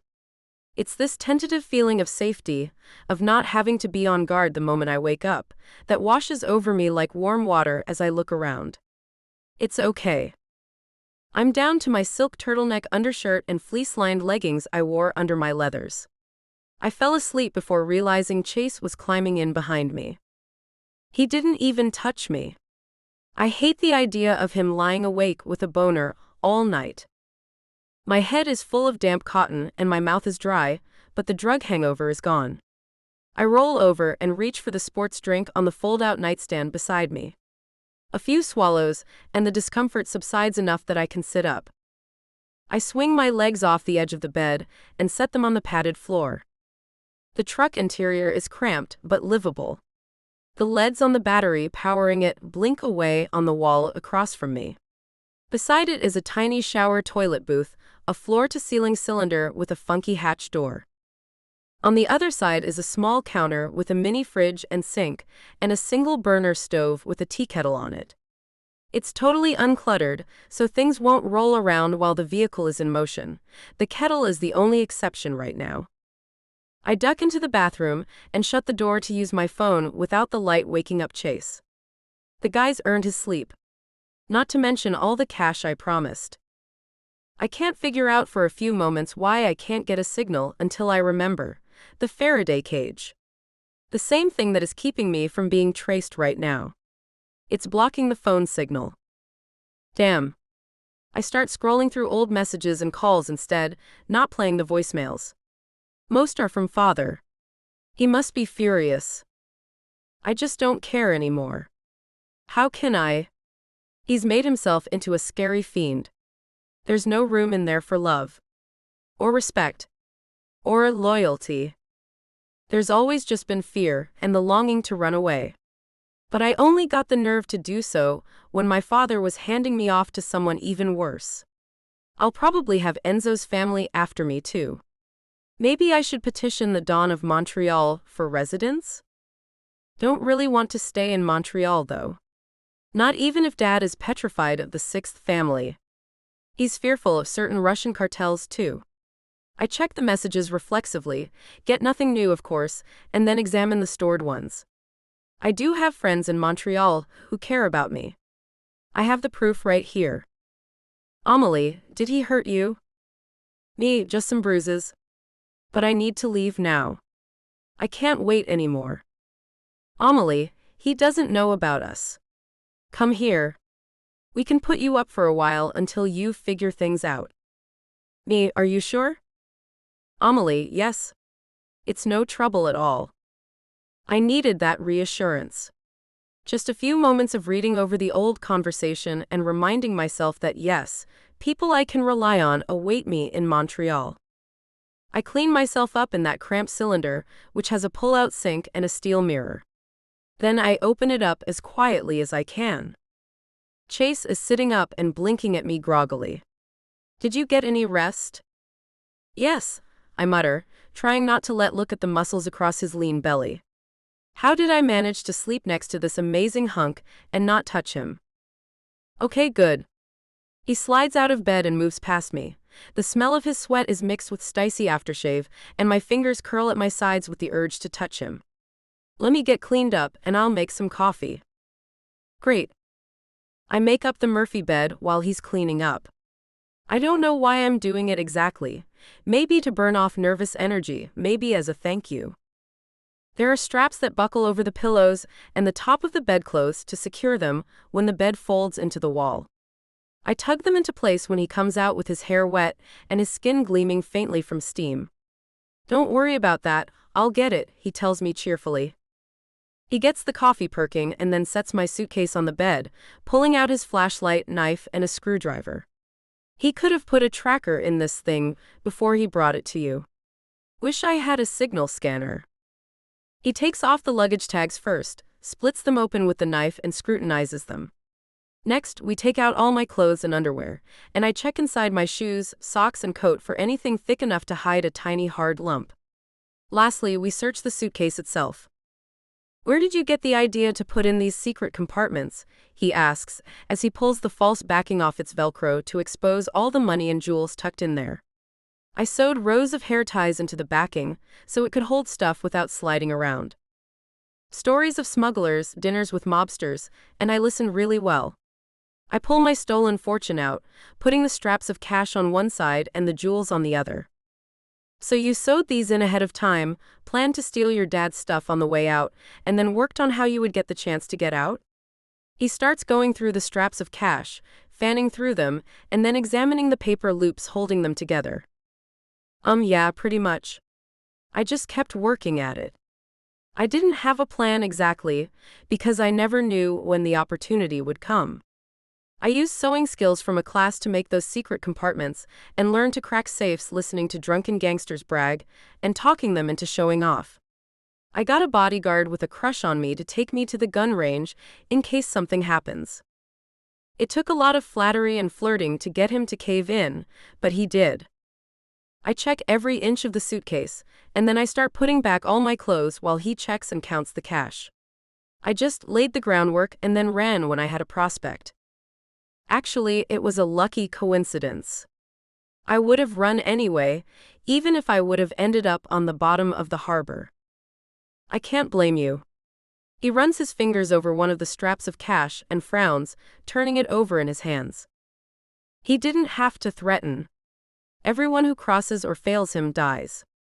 My voice is full of sad inevitability. Mom, too. Holy crap, I'm sorry. He looks up distractedly. My family was a mess, but never like that. Yeah. I watch him turn that same strap of cash in his hands as if something is different about it. What did your dad do? He gives me a gloomy smirk. Stepped in front of a bullet that would have hit me. Some crackhead. Totally random. I stare at him in sympathy and nod, drawn partway out of my own fear and trauma that I'm not alone in carrying grief. I'm sorry. Time stretches between us, my cheeks are warm and my stomach is getting fluttery. Is it ordinary to connect with someone this fast? Do I even know what typical is? Finally, he drops his gaze back to the strap of cash in his hand. This one's been re-glued, he comments, and then runs his finger under the paper loop to break the seal. And there it is, on the underside of the printed strap, a single black plastic square with circuitry embedded in it, barely the size of a thumbnail. This has to be what they were tracking. And he snaps the chip into pieces before tossing it in the trash. They can't track you now. Oh. I'm suddenly numb inside. Except he wasn't tracking me. He was tracking his money. Thank you. That thought sticks in my head as I hand Chase his share of cash and tuck the rest and the jewels back in the suitcase. I'm close to crying as I finish putting everything away. Then I have trouble closing the latch over my folded clothes, and after the suitcase pops open twice, I'm suddenly sobbing like a baby, over nothing. "Oh shit," he mutters, and then he's shutting the suitcase and setting it aside on the floor and pulling me into his arms. "What is it? What's wrong?" "I don't know," I cry into his shoulder, clinging to him, glad that someone is here to hold me. All my life, I've held it in. The pain, the fear, the grief, the rage, all of it hidden for survival's sake. But now, away from my father and with someone safe and kind, and he's holding me against his lean, powerful chest, firmly enough that my heartbeat slows, and I melt against him. And I cry because I can.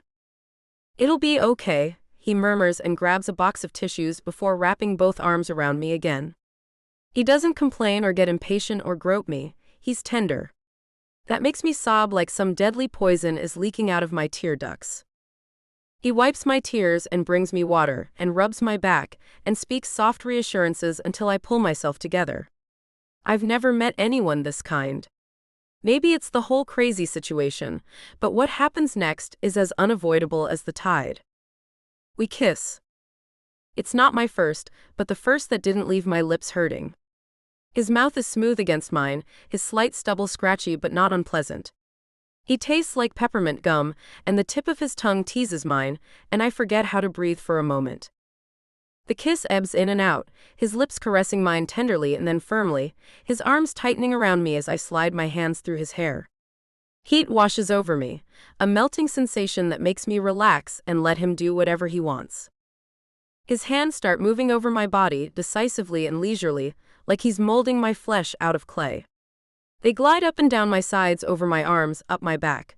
I start exploring his back and sides with my fingertips, feeling his muscles flex under my touch. When he breaks the kiss, he looks at me, his eyes smoky behind his eyelashes as they search my face. I'm breathless, bereft, lips still tingling from the kiss and not sure what to say.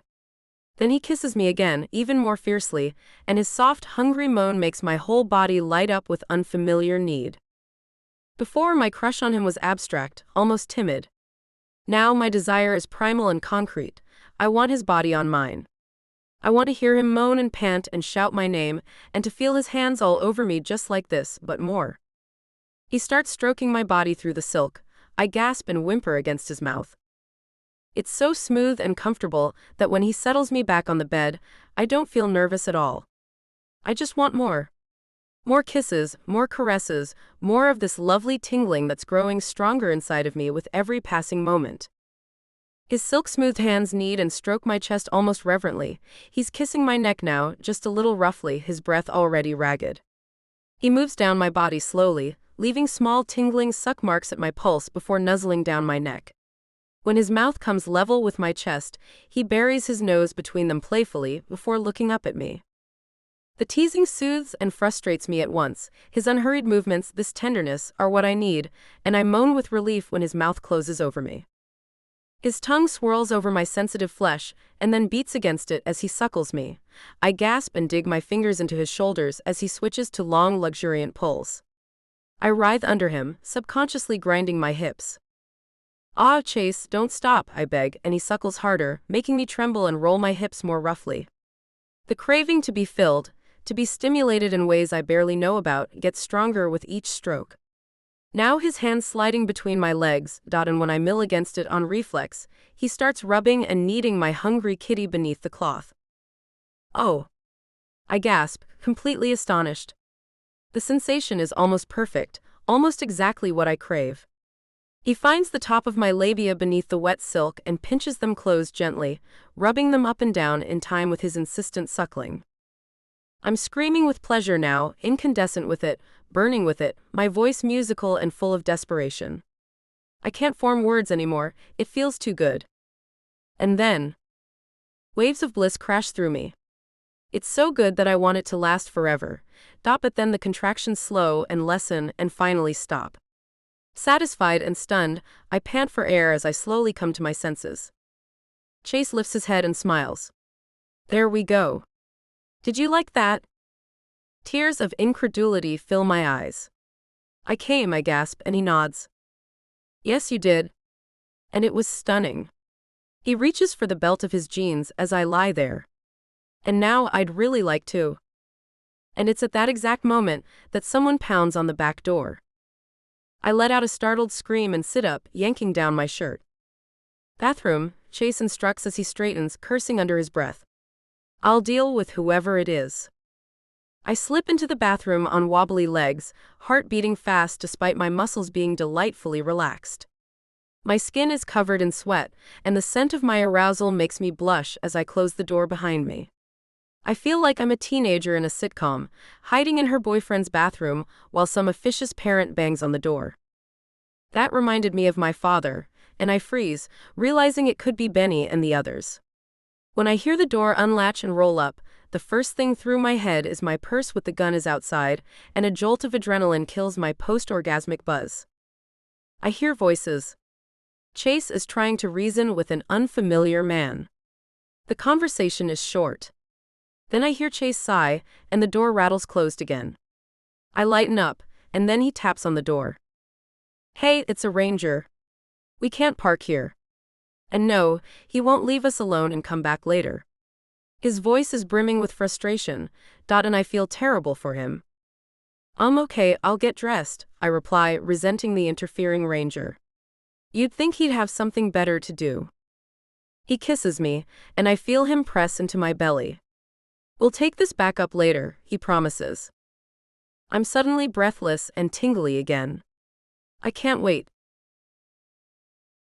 Chapter 9. Alan. I'm full of conflict as we return to the main highway. It's probably a bad idea to get involved with an escaped mob princess. But damn it, I like her. I don't want to leave her alone in Montreal with strangers. She would be safer with me. That's completely irrational. But something about this whole friends in Montreal thing doesn't smell right. Maybe I'm jealous. Maybe I don't want to hand her off to anyone, and I'm just making excuses. A guy like me can't afford to get attached. I'm always on the road, either stealing or transporting. I never stay in one place more than a few seasons. It means I can't settle down with anyone, unless I find someone willing to wander around with me. If I put down roots someplace I've been committing crimes, that gives the cops a chance to catch me. I'd rather shoot myself than end up in jail. How can Melissa possibly figure into that? She's uprooted now herself. But can she play nomad thief with me? Do I like her enough? I look at her, staring distractedly out the window, with her coppery hair piled haphazardly over her shoulder. The light catches in her eyes, and I feel my chest and the crotch of my jeans go tight. Yeah, I do. Then again, I know what crisis bonding is. Maybe I should back off until we're safely across the border and not running for our lives. Then we can talk about it with clear heads. After I've screwed her brains out a few times anyway. A promise is a promise. Still, thinking about spending more time with Melissa has left me curious about whether she's even open to the idea. Hey, I venture, and she turns to me. Yeah. She's smiling relaxed, there's warmth in her eyes. I focus on the road before I get too distracted. You, thought about what you want to do once you leave your friends in Montreal? She goes quiet for a moment. I haven't thought about it. I never got past actually getting to Montreal. That seems weird.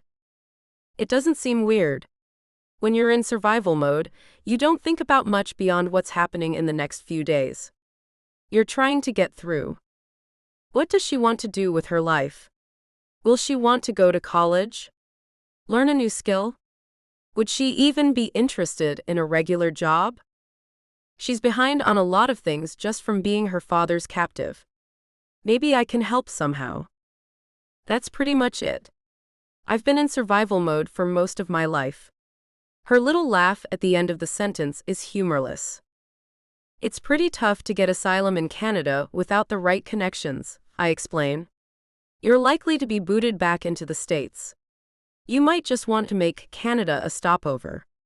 It can be a fairly long one, though. How long? She sounds anxious now. I feel bad for making her think about this, but she needs to, and I give enough of a damn to help her get started. 6 months, using the passports my friend's making for us. Trust me, his stuff will pass muster with officials. I believe you. She hesitates for several beats. Where will you be going after Montreal? I was going to wait the winter out in Lloyd, I started, and caught her flinch out of the corner of my eye. I'm sorry, she starts, the panic in her voice all reflex. No, it's okay. I'm not mad. You're paying me $500,000, and I don't keep anything personal in my rentals. I don't care about my deposit. I reach for her hand as we hit a safe straightaway and feel her skin under my fingers as her panic subsides. My point is, I don't have plans. So if things with your friends. I don't have the chance to finish my sentence. One moment, I'm focused on taking the risk and just putting it out there that she can come with me if things don't work out with Amelie and her boyfriend. The next, my guts freeze up and I say in a serious voice, Melissa. She goes still. Unbuckle your seatbelt and get in the footwell. Now. She's down into it and huddled up like a frightened rabbit before I can blink. Good, now just keep quiet and don't panic. I take a deep breath and deal with what I see up ahead. This stretch of mountainous road, surrounded by forest, is a dead zone for GPS and cellular signals in many spots. It's why I waited until we were in this area before I pulled over to deal with the potential tracker. Unfortunately, I'm not the only one who knows about the dead zone. Those same goddamn 3 black cars are waiting almost exactly where it ends. They're lined up at the bottom of the slope where the road widens and a small town breaks the tree line in the distance. Damn it, they must have assumed we were hiding in the dead zone and waited for us. What is it? She gasps. They've got the road blocked ahead. They must have figured you'd run for Canada. It's the fastest way out of your father's territory. Oh God, she gasps, what do we do? Stay down there and I drive nice and casual. Let's hope they didn't get a glimpse of my truck leaving while they were back in Lloyd. Okay. She gulps air and replies shakily, okay. I keep to the speed limit, driving efficiently, ignoring the lump of ice that's forming deep in my guts as we come up on the 3 sedans. More Crown Victorias. It seems to be a thing with this guy's motor pool. I hold my breath as we slip past the line of cars. One guy outside the car looks very familiar. Big, round-bellied, weak-chinned, with dark glasses and a cheap black suit. The print of his gun under his jacket is visible from 10 yards away. He looks up as I drive past, and I pray that the difference in my appearance is enough to throw him off. No worries here, everything's perfectly average. Our truck sweeps past and the cars start to dwindle in my rear camera. Is it okay? She breathes nervously. Gimme a sec, I mutter. I'm not sure yet. The screech of tires alerts me.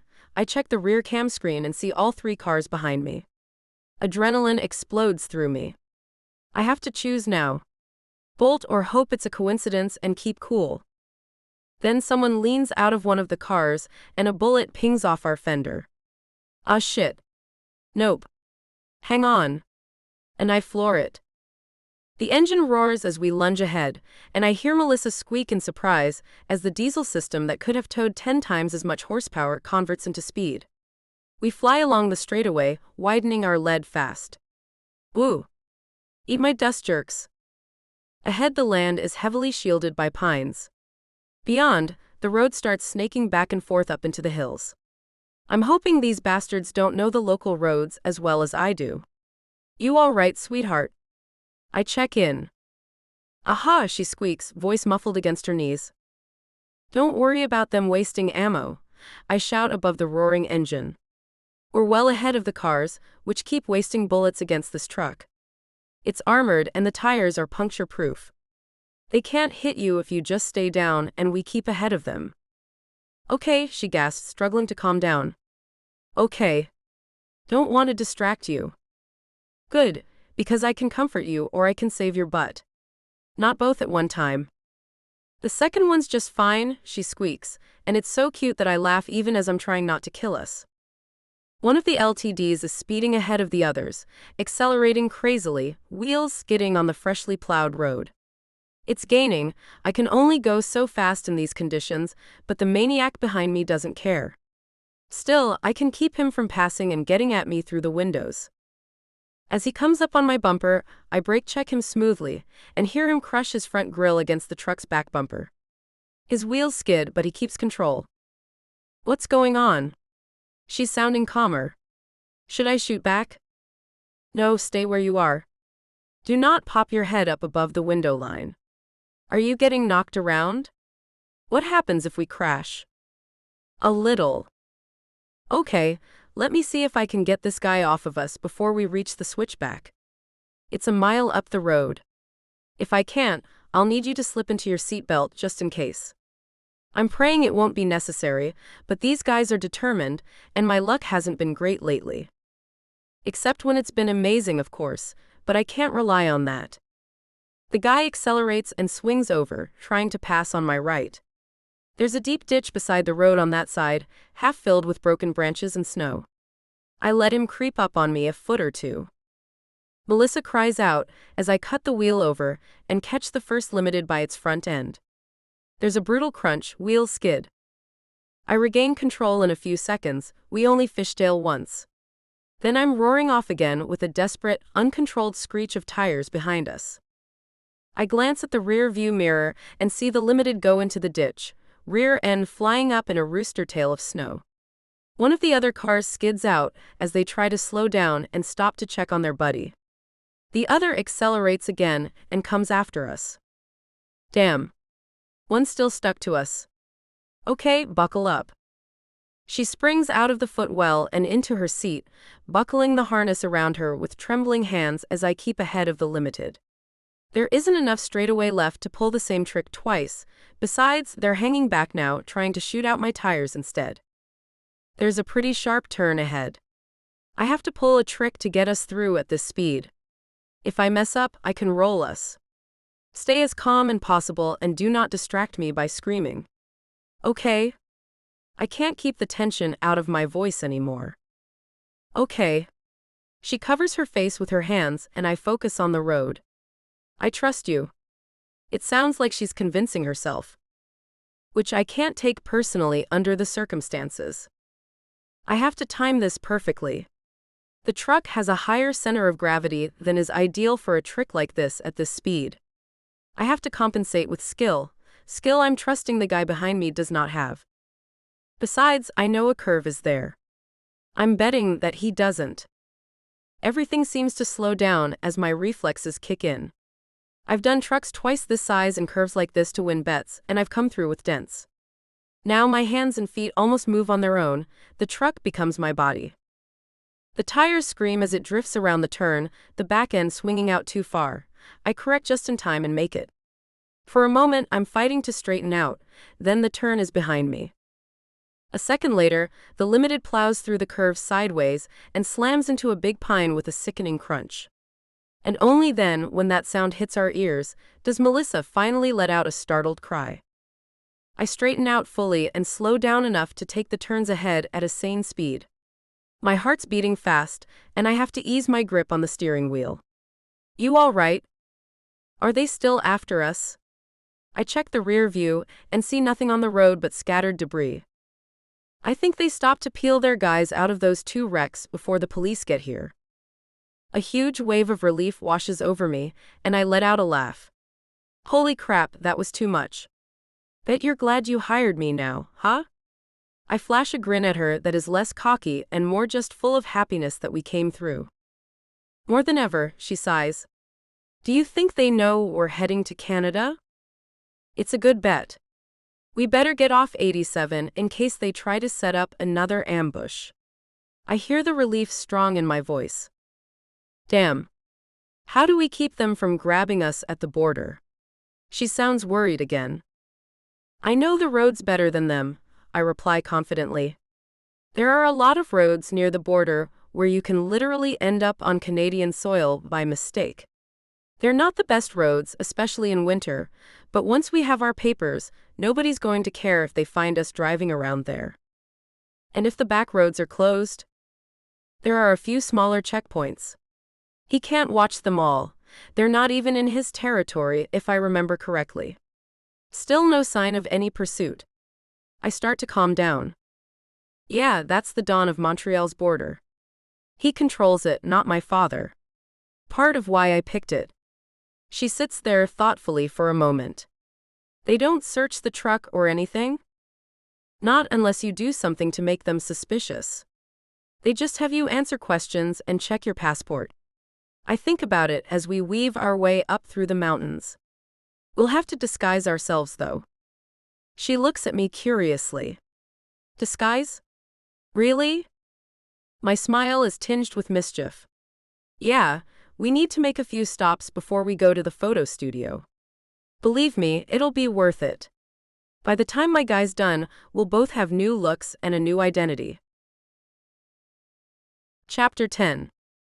Intermission. Carolyn. Tell me how your subject managed to escape Lloyd in the middle of the night? My boss is demanding as I stifle a yawn. It's been a wild night, and his anger is the least of my concerns. Short form? He was chased out of town by a 3-vehicle of New York City mobsters looking for the girl he's with. I'm so sick of David's shit at this point that I don't much care what he thinks of my casual tone. It's 6 in the morning, and I spent most of the night in the freezing rain. What? Okay, fill me in. His anger subsides as he smells an interesting story. David is like a big kid. If I can keep him entertained and keep from bruising his ego too deeply, I can usually get him off my back for a while. I was casing Chase's rental as suggested. More like freezing to death on a parking structure, doing on-the-fly research on the girl he was with. He arrived home at 2:45, accompanied by a woman I positively identified as Melissa Luca. The mob princess? Johnny Luca's daughter. Correction. I can't keep the glee out of my voice. Johnny Luca's runaway daughter, trying to get away from him. Who probably has a lot of evidence against him, and is likely to make a deal to get rid of him. Shoot. He breathes heavily. I can imagine him pacing in a small circle in his office. That's too good a lead not to chase, and you're the only one in position. I want to laugh at him. Yes, sir. All right. He pauses to think. It probably takes him a lot of effort. We know this guy has done transports before. Does he have ties with the Lucas? No. My guess is, she hired him as a freelancer. Actually, I know she did. I just don't know how, nor who exactly sent me the information about it. The text came last night from what was probably a burner phone, which blocked me as soon as I tried to text back. Right after I saw Alan Chase's imposing boner and dropped my damn binoculars over the edge of the parking structure. Apparently, the guy didn't just take the job with Melissa for the money. Lucky girl. He's not my type, but damn. The set of texts set my alarm bells off from the very first line. But they also supplied accurate and very important information when I verified. Pay very close attention, Special Agent, or an innocent woman is going to die. The Luca family's only daughter, Melissa, is with Mr. Chase. She is seeking to escape. I want you to help her. Enforcers are coming to collect or kill her. Look for a trio of Black Crown Victorias.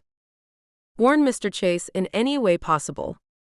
Whoever it was ignored my request to identify themselves. In conclusion, I did as instructed, and quickly saw the cars drive off the highway in a tight line and head toward the house I was watching. I got the inhabitants' attention with my flashlight and watched through my telephoto lens as they ran. Who sent that message? I have a few suspicions, but nothing concrete enough. And until I know, I'm not giving up this new source to David quite yet. Will you let me take this on the road, or do I stay posted in Lloyd and wait for further instructions? Right now, the paperwork's keeping me in place. There's only so much non-cooperation of the boss I'm willing to risk at one time. Absolutely get on the road. Any idea where they're headed? He's typing swiftly in the background now. North. It has to be. It's the fastest way out of Luca territory. I have mixed feelings about handing a frightened, innocent witness like Melissa Luca over to David. But if I can get my name connected to a win as high profile as bringing down her father, I won't be chasing down the slippery perps on David's never been caught list anymore. North. Okay. I'll get the Buffalo field office to send some backup and see if they can look for her at the border. We'll let the RCMP know too. More typing. Then almost grudgingly, good job. Thank you, sir. Yeah, you better distinguish me after putting me through all this shit. But it still leaves me wondering, who is my mystery informant, and how did they know? How did they know where to reach me? Maybe it's a mobster Melissa got to help her. Maybe it's Melissa? Or maybe it's someone else. I glance over at the folder sitting on the corner of my desk warily, as if it contains a poisonous snake. There's another possibility, another person who could get information like myself with little effort. I'm not ready to open that folder, go to my fifth suspect, and contemplate that possibility. There's no way he's involved. The nation's most notorious, unrestrained hacker wouldn't care about some girl escaping from her dreadful family. Or would he? All right, I'm giving you extra for the travel budget and lodging near the border. I'll call you back with specifics. Start packing. His tone is curt and reluctant, but I'm smiling anyway. Chasing one of the slipperiest car thieves in the U.S. isn't my idea of a good use of my time. But helping a terrified girl escape from a father who wants her captive or dead, and taking a step toward putting him behind bars, making my bones with the FBI in the process? That's more my speed. My phone buzzes again. It's another unfamiliar phone number. There's been a crash on 87. Luca's men. 2 of the 3 cars are out of commission. He will send reinforcements. Expect them at the border. Oh, that's going to be fun, I mutter sarcastically, thinking of a giant border mess of FBI, RCMP and mobsters waiting for Chase and Melissa. Who are you? I text my mystery informant. Be patient, Special Agent. Your cooperation will lead to my being more forthcoming. And then they cut me off again. Shit, I growl, and then get up to stomp around my hotel room and pack. I have to get to Melissa and Alan Chase before they reach the border, or this could go haywire very fast. Chapter 11. Melissa. I don't want to cut my hair or dye it, I admit, as we pull up in front of the hairdresser. The city where the forger lives is a small, desolate place, windswept and snowy. Next to Lloyd, which nestles close to Poughkeepsie and is a short drive from the city, this town feels as remote as an Alaskan outpost. I don't want you to either, your hair is wonderful. He parks, then leans over and nuzzles my hair briefly as I giggle. But it's also distinguishing, and you have some frightful people looking for you. I understand. It's just, my hair is the only thing I inherited from my mother, besides her horrible situation. Everyone in my dad's family is darker, with hair the color of coffee. Being the token redhead always felt like a mutiny. It won't be forever. Maybe get a weave so you can change the length without cutting anything off. He leans back and unfastens his seatbelt. He's already changed his hair by cropping it almost military short, disappointing me. I wanted to run my fingers through it again. That's a pretty good idea, I muse. A wig isn't feasible. If I'm searched, it will raise questions. I want to change back to my old hair without waiting for it to grow out. The hairdresser is a minute-old woman who chatters amiably and clucks at Chase for not putting a ring on my finger yet. She makes me chuckle as she turns my strawberry blonde locks into a straight, dark auburn braid. The unfamiliar weight tugs at my scalp as I look at myself in the mirror. It brings out your eyes, Chase reassures as he steps in beside me and kisses my cheek. Now let's get you a change of clothes. By the time we pull up in front of the converted barn outside town, we look like a completely different couple. I've traded my leathers for wool, a herringbone jacket over a smart pantsuit in dark aubergine. A pair of dark-rimmed glasses sit on my nose. I'm digging the attractive librarian look, Chase encourages. I'm trying to ignore how hot he looks in his dark tweed suit. If I don't, I'll be too tempted to suggest we climb into the back of his conversion truck again. It's not me. But I suppose that's the point. Nobody in my family would recognize me. I look out of the ordinary, professional and confident. When we walk up to the property, a security camera swivels to fix on us, and a voice speaks through the grill by the door. "You got the cash, Chase?" rasps a smoker's voice so croaky I can't figure out if it's male or female. "Aw, come on, Polly, would I come to you empty-handed?" Chase grins up at the camera. "It's all here. Open up." "All right, give me a minute," the voice grumps. A chair creaks and the intercom crackles again. Whoever is behind the door buzzes us in. A heavy-sounding lock clunks, and Chase steps forward to push the door open. The air that rushes out is warm and smells heavily of cigarette smoke. I stifle a cough as I follow Chase inside. The entryway is a completely walled-off room, lined in cheap wood paneling. It looks like a photography studio, if a bit more cluttered and stinky. I turn and give Chase a dubious look, but he smiles and pats me on the back. "It doesn't look like much, but trust me. Polly's the best and he works fast." I don't have time to speak before the unlabeled steel door behind the counter opens, and a small, skeletal man who looks like an aging rocker bounces through the door and walks up to us. Yellow stains on his lips and fingers, his shirt has burn holes and so do his jeans, and he smiles at us with outsized yellow teeth. "How's it going?" "That's a new look for you, and who's the girl?" "I'm Polly." "Hi." I just sort of blink at him. Hi." His seamed hand shoots out and I shake it, coughing from the cigarette fumes coming off of him. He just keeps on talking. "Pleased to meetcha. Look, Alan, I got to know what names to put on this. You guys passing as a married couple?" "Yeah," Chase says easily, and I nod. "Eric and Madeline Corso." It took us a while to settle on names, but with the demolition derby in the mountains behind us, we had nothing but time on the road. Time to plan, flirt, talk about maybe spending some time together in Montreal. I'm glad he'll be sticking around, at least for a while. I don't want to go without his touch again. How to introduce him to my friends in Montreal? There's so much craziness going on.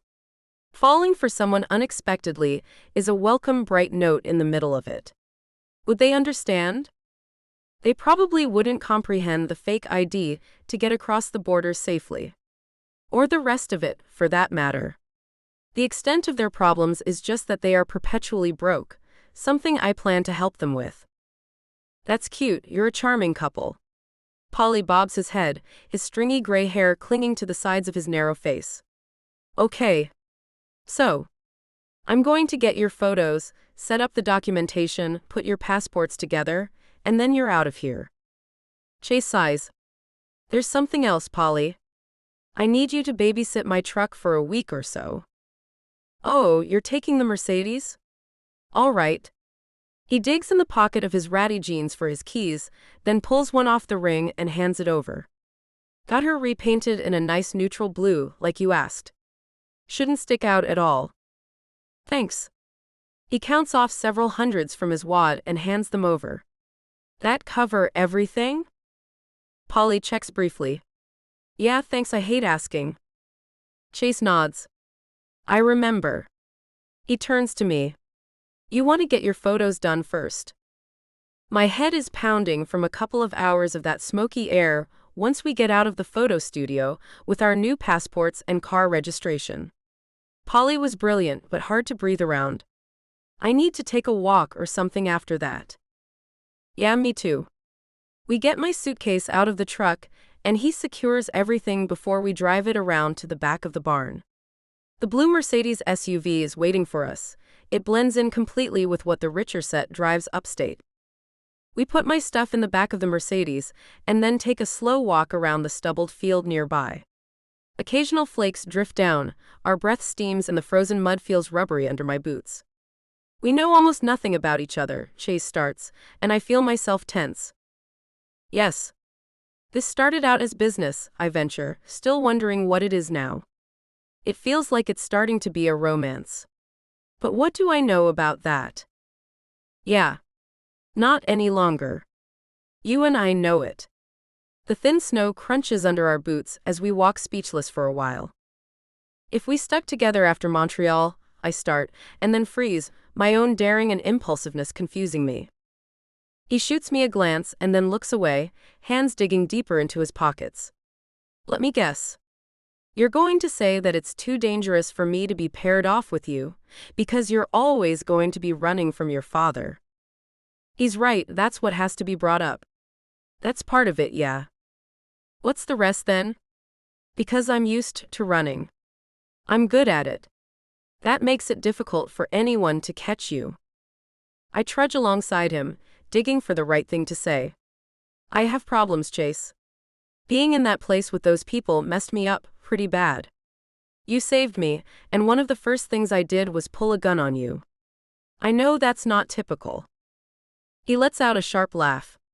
No, it's not, but nothing about that situation was ordinary. I can't blame you for an intense response to messed up circumstances. Oh. We keep walking. A couple of jays follow us curiously from tree to tree. So maybe, he ventures. Maybe call off your meeting with the friends you've never actually met, and go with me instead.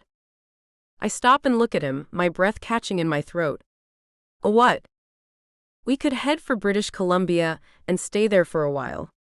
The weather's better, the people are nice, the weed's legal, and the beer's good. He's talking faster, his eyes alight, and deep inside something feels unmoored, as if this is a dream. I should really at least check in with them, I manage. Neither seems right. They've worried for me for months, I should at least say hello. He seems relieved. Well, that's not a no. I smile then, and a warmth inside me dispels more of my grief and alarm. No, it isn't. I have a promise to keep. Those are important. We're halfway around the pasture fence now, turning to walk back. A few flakes fall into my hair, and he reaches up to brush them away. I take in a shivery breath. This is a weird way to meet someone, you're right. My whole life's been weird. I don't want to walk away from you when we get to Montreal. He stops me tenderly, moving in front of me and picking my chin up to look at him with a feather-light touch. I don't want to walk away. Don't know where this is going, but right now I want you with me. I smile softly. Okay. His kiss gives me another foreign feeling, gratification. For a moment there in his arms, it's enough just to be there. Not dwelling on the past, not fearing the future. Right now, I'm alive and with him, and that's enough. Chapter 12. Alan. I'm terrible. After a tender moment like that, all I can think of is having intercourse. Still, we're less than 2 hours away from ending this voyage, and after that, there's plenty of time to consummate the relationship. So damn many hesitations and interruptions. That's almost over. I just have to be patient. Crossing into Canada is more intricate than expected, simply because many of the back roads are closed for the winter. We settle for the crossing at Trout River, far enough away from 87. It takes about half an hour extra to get there, but we spend it well, talking about the best kind of nothing. Favorite food? I ask her as we ease down a slushy road that hasn't been plowed in 3 days. Cheeseburgers. She's looking everywhere now, eyes wide and wondering, like a kid on their first road trip. With dill pickles and a lot of cheddar cheese. Really? Is there a story behind that? The station is in the distance. There's a whole lot of nothing and you can see for miles. This bodyguard had a crush on me back when I was 16. Her smile is strained for just a moment. He never touched me, but he wanted to. I was trying to learn to defend myself, but my dad would never get behind it. I asked Tony to start taking me to the range to learn to shoot. It took a lot of persuading, but I got him to take me and teach me the basics.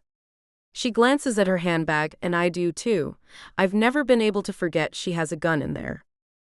That reminds me, close up your purse. They won't search you going through the checkpoint, but if they discover it when we're handing over our passports, we'll be in trouble. Although not many uniforms give trouble to observably well-to-do couples. That's why the conservative clothes, the tweed, the dark Mercedes. Not only were our appearances disguised, but also our origins. We're making the crossing in the guise of newlyweds on a trip to Montreal for New Year's and a movie festival. No problem. She pulls out her passport and closes her purse, setting it down in the footwell. Anyway, so every time after a lesson we had a date in the local Five Guys. I really like their burgers. Every time I ate one, I was doing something father wouldn't approve of. I chuckle and nod. My own food preferences are simpler. They're a family tradition. I like barbecue. I am really picky and not the best cook. I slowed down to drive around another mound of snow. I'm now glad we couldn't bring the truck. Maneuvering it in this mess would have driven me crazy. My dad was really good at barbecuing. I'd rather not think about that. I just don't have the talent. I don't know if I do. My mom wasn't around, and none of father's female relatives wanted to stick around him. She gives a sad snicker. Can't blame them, but nobody was around to teach me stuff like cooking. How do you look so put together then?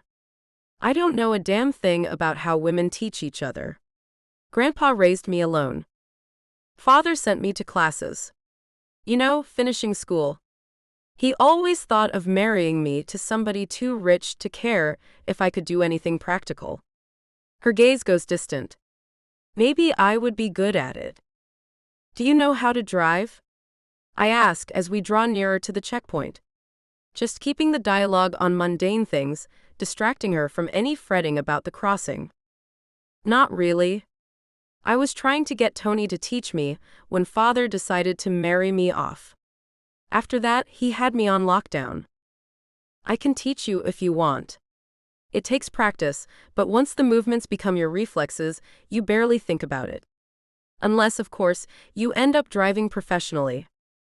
We get in line behind a red Jetta with neon snowboards mounted on the hood. Not many people crossing the border this afternoon. I'd like that, she says dreamily, checking her phone. Trying to call your friends again? She's been trying off and on since we got near the border. Each time her troubled frown deepened. Yeah, I keep getting their answering service. They asked me to call when I was an hour away, but now they're not picking up. Don't worry about it. We can go by and knock on the door, and if nobody answers, we'll get a room, go out to eat and worry about it later. You're not depending on them for a place to stay. With so much money, she can easily check into a hotel. But if I wasn't here, she would have been petrified in a big city like Montreal, with no experience in fending for herself. That makes me more relieved I am here with her. She nods, unclenching her hands. You're right. We have time. Yeah. I want to take up that time with things a lot more pleasant than dealing with a slightly questionable couple, but I understand her need to settle her mind. You know, a lot is going on that I don't know much about.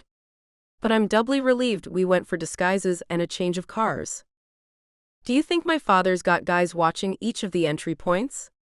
She peers over her glasses at the road ahead, probably on the lookout for black sedans. He might try. Or he might bribe them to look for us. And I still wonder who the person on top of the parking structure figures into this. We'll be okay either way. We're going as a couple in disguise with damn good paperwork, and a car that most thieves would sell as soon as they got their hands on it. I reach over and squeeze her hand. It's smartest to presume we'll make it through, she mumbles timidly, and I nod. Think about what we'll do in Montreal once we get there. Don't agonize over the checkpoint. We'll go through it, they'll ask questions about fruit, and we'll be on our way. I've been across the border to Canada and Mexico so many times that I almost have the routine memorized. What to do, what not to do, how to dress, what to drive. What red flags they're looking for. What happens if they search the car? Right now, I'm hiding how apprehensive I am about them taking us aside for a search. The gun will sink us. And if the border guards have been bribed or his men are watching, she'll be back in her father's hands by sunset. It'll be fine, I say again, and can't tell if it's for her or for me. Chapter 13. Melissa. Chase is tenser than he seems to want to let on. He's holding it in for me, so I play along and calm myself with some chatter. Maybe we should actually go to the film festival. You got those tickets already, and I've never been to one. I frown as I realize something. I've never been to the movies at all. Not in a theater.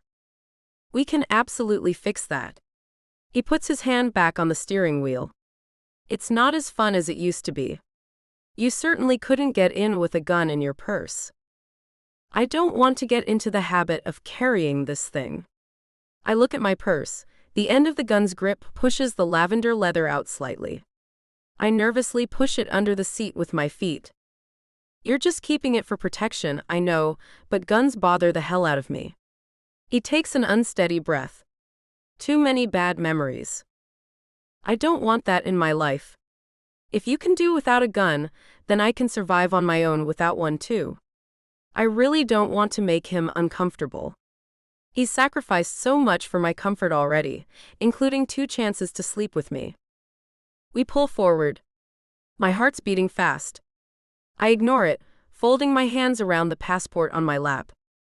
I'll take you to a nice restaurant after we see your friends. I've certainly got the cash. He flashes a grin, apparently thinking nothing of turning around and spending some of his payment on me. That makes me smile. Where on the road did we go from me to us? But I take comfort in it. Especially once we come up to the window and are looking a pair of calm, ordinary border agents in the face. Any food, fruit, vegetables, or plants? One asks while barely looking up. The other is silent, but looks intently between us, as if memorizing our faces. None of the above, Chase says coolly while I try not to squirm under the silent man's gaze. His partner asks a few more questions like souvenirs of unsealed wood, any animal hides, any drugs, and any weapons. When he asks about the weapons, it takes all my self-control to keep my eyes on my hands. We hand over our passports and each receive a stamp. They get handed back and we're waved through. And just like that, I'm across the border and out of my father's territory. This area belongs to the Don of Montreal, and he utterly hates my father. Which is why I picked his territory. The fact that someone could put me up for a while, there was an added motivation. And now I don't even need that. Phew. See. No problem. Chase steers the car onto the highway beyond the checkpoint, and we take off, carefully keeping under the speed limit. How are you doing? I wipe my eyes. I'm free. I got away. His grin widens. You did. Now let's go see your friends. Marcel and Amelie have a small apartment in Griffintown in a brick building that sits next to a park. My stomach flutters as we pull up outside. What am I going to tell them when I introduce Chase? And yet, a fresh wave of relief washes over me as I get out. This is it, the finish line. Once I knock on that door, my journey's finished. I can't believe we're actually here, I burble. Hey, give me some credit. I wasn't about to let you down. His voice is gently teasing, but I blush. I don't mean it like that. I'm still shocked every time I wake up, and it's not in my bed at my father's mansion. I glance his way and feel the prickling in my cheeks ease up at his sympathetic look. Oh. I get that. I mean, as much as I can. Should I stay here? He's carefully looking around as he speaks, scoping out the street, the parked cars, and the few people walking around. I don't know. I hesitate. Maybe I should talk to them and make sure they're all right with an extra guest? And to let them know we're not staying. It's going to look bad if I show up with a suitcase and a new boyfriend. He lets out a laugh. Okay. Give me a ring when you've sorted things out. I'm going to get some coffee at that shop we passed on the corner. I leave my suitcase in the Mercedes. I'm not worried about Chase making off with the last of my money. I've come to trust him as much as Amelie. More, and in an even shorter time. We kiss before parting and it's full of heat, promises for later. Then up the stairs I go. I feel my step getting lighter, my purse bouncing against my hip as I hurry up the stairs. The damn gun is still in there. Don't open the purse until I'm back in the SUV. The last thing I need is to scare people who are willing to take me in sight unseen. After climbing some stairs and taking a wrong turn in the maze-like halls, I find their apartment. My heart's beating fast as I knock on the door. I hear a rustle and conversation inside, and then someone walks for the door. Oh good, they're home. Why didn't they pick up? I have a million things in my head as the door unlatches. Thanks, apologies, explanations, giving credit for being a beacon of hope when I had no one. I haven't even set eyes on Amelie or Marcel yet, and they're already the best friends I have ever had. When the door swings open, I'm happy, relaxed, and hopeful. But then I see my father standing in the doorway. I freeze, even as a voice in the back of my head screams for me to run. There is no scenario in my mind that allows for my father's smirking presence as he reaches out to seize my wrist. The best I can manage is one harsh scream before he pulls me inside. There you are, you little skank. His heavy palm strikes the side of my face and knocks me to the floor.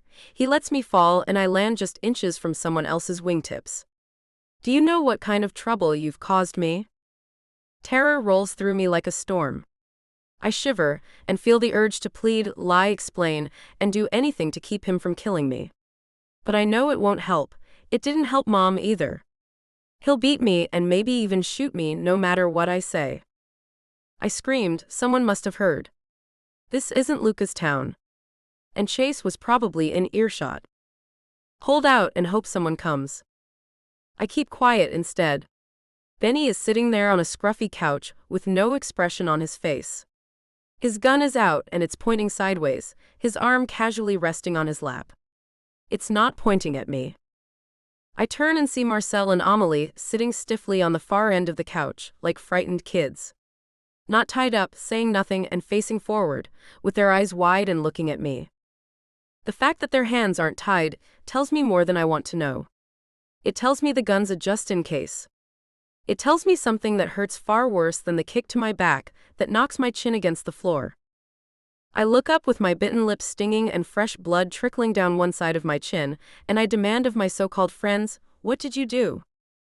Amelie's eyes widen further and she looks away, pretending she didn't hear. Marcel's face is as blank as Benny's. That infuriates me. Shock, sadness, fear, and betrayal are burned away in a blast of fire. Before I can say anything more, my father aims another kick to my ribs, and I'm balling up to protect myself. Balling up around my purse and the gun inside. I start struggling to pull the zipper open as I'm being kicked. The beating is not even powerful. It's meant to cause more pain than injury, a spanking, by my father's standards. If I can just get enough chance between blows to pull Benny's gun out and roll over, I'll blow my father's brains all over the wall.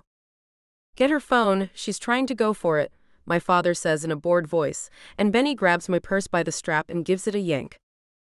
No. I tighten my body around the purse, hanging onto it with all my strength, and the strap breaks. Damn it. Benny gets up. Come on, sweetheart, you've always been a good girl. Give up the damn purse. Don't make us really hurt you. You're going to hand me off to a rapist after killing my mother, and you want to tell me to be a good girl? I spit blood on Amelie's unpadded wool rug as she lets out a small cry of consternation. I shoot her a savage look. Oh, now you have something to say, huh? How could I be so wrong? Am I the worst judge of character because I've been around monsters my whole life? Am I wrong about Chase, too? Maybe he isn't coming. Maybe nobody is. Despair crashes down on me like my father's polished shoe on my back, smothering my defiance and my anger. Running up to Canada with some guy, huh? You better still be pure and untouched when I hand you over to Enzo, you little skank. I hear it, and every word digs deeper into my heart. My monster father has me. My friends have betrayed me. Chase is gone. I'm alone. But wait. Does that mean I stop fighting? Especially since I could be about to die. I close my eyes, and then with my last flicker of free will, yank the zipper on my purse. My hand darts into the gap as I roll over, and there's father looming above me like so many times before, but his smug look dissolves as he sees my face. I don't even pull the pistol from the purse when my hands close around the grip, I just flick the safety off. The steel toe of my boot slams upward into his genitalia just before I pull the trigger. Amélie screams, Marcel starts babbling in French. I know I'm screaming something too, some jumble of obscenities in Italian and English, but my ears are ringing and everything seems far off. The look on his face is worth any pain. I shoot him twice in the chest and he hits the floor at my feet. I sit up, aiming at his head this time, and something hard and heavy clouts me across the back of my skull, sending me into darkness. Chapter 14. Alan. I hear a commotion down the street as I slip into the crowded coffee shop, but I'm immediately preoccupied when a kid with a coffee tray runs into me and spills half of a latte on my coat. Oh shit, sorry man, my bad, he says, grabbing napkins off the molded cardboard tray and mopping my front clumsily. Yeah, no problem, excuse me, I grumble, feeling my temper flare, but unwilling to get into it with some poor dope whose biggest offense was not paying attention. I get my coffee and croissant and sit down at a tiny round table in one corner of the packed room. I'm barely settling in and have my first bite of flaky goodness in my mouth when someone steps out of the crowd and sits down across from me. Hi, I say in mild puzzlement. The woman's in her early 30s maybe, tall and striking, with a white blonde braid coiled at the back of her neck. Can I help you with something? No, but I think I can help you, Mr. Alan Chase. Her voice is low and calm, with a faint Georgia accent. My eyebrows go up. Who the hell are you? I ask, more dumbfounded than hostile. Special Agent Carolyn Steele, she says in a conversational tone, and my guts knot up. You're out of your jurisdiction, Special Agent, I point out, and she nods. I'm well aware. And I'm not here for you, anyway. Her voice stays low and calm. I take a swallow of my coffee as I look her over. She looks tired but focused. Her underarm holster prints slightly against her suit jacket as she leans toward me and offers a brief look at her badge. From what I can see, she's legit. That could make problems for me back home. I better hear her out. Fine, why are you here? My thoughts are racing, something's up. I suddenly regret leaving Melissa behind to meet with her friends alone. Because Johnny Luca is in Montreal. Ice runs up my back. Melissa. I start to get up. I have to go. Wait. Her hand shoots out and grabs my wrist with surprising strength. If you run to your girlfriend's rescue with no plan and no help, all you'll get is a bullet. I sit down slowly, staring at her. How do you know about our situation? She draws her hand back. We've been watching you in Lloyd for over a month. It takes me a moment to get past my surprise. I was right on the brink of being caught by the FBI? But instead of catching me, she helped me. I put two and two together. You're the person with the flashlight? On the parking structure? Yeah, that's me. Glad I got your attention. I had no idea you changed jobs to help runaways. She checks her phone screen. And you followed me to the border. Yes? Her tone is calm and matter-of-fact. Not directly, but we had border security keeping an eye out for you. Not a bad disguise, but I've been studying you too long to be fooled. If she's been watching me that long and hasn't hauled me in, it's because she's never actually caught me in a job. This technically is not illegal. The gun and the passports, however, are, and that makes me wary. Colored contacts irritate my eyes. I stare at her. What's your angle? It's very simple. I was assigned to watch you until you slipped up. Then you went and did something that wasn't criminal at all, but downright heroic. And doing it flushed Luca into the open in pursuit of his daughter. She watches my face as I realize. You're after Luca. That's right. Now, I can't do anything north of the border, but alert the local authorities. Find a way to send him to his territory, and we can grab him at the border. Her eyes gleam conspiratorially. If that happens, Melissa doesn't have to run scared anymore. First, I have to get her away from her father. Tell me what you're offering if I help scare Luca out of Quebec? Help rescuing your girlfriend. And I'll look the other way when you return to the US. Her gaze is rock steady. If she's lying, she's the smoothest liar in the world.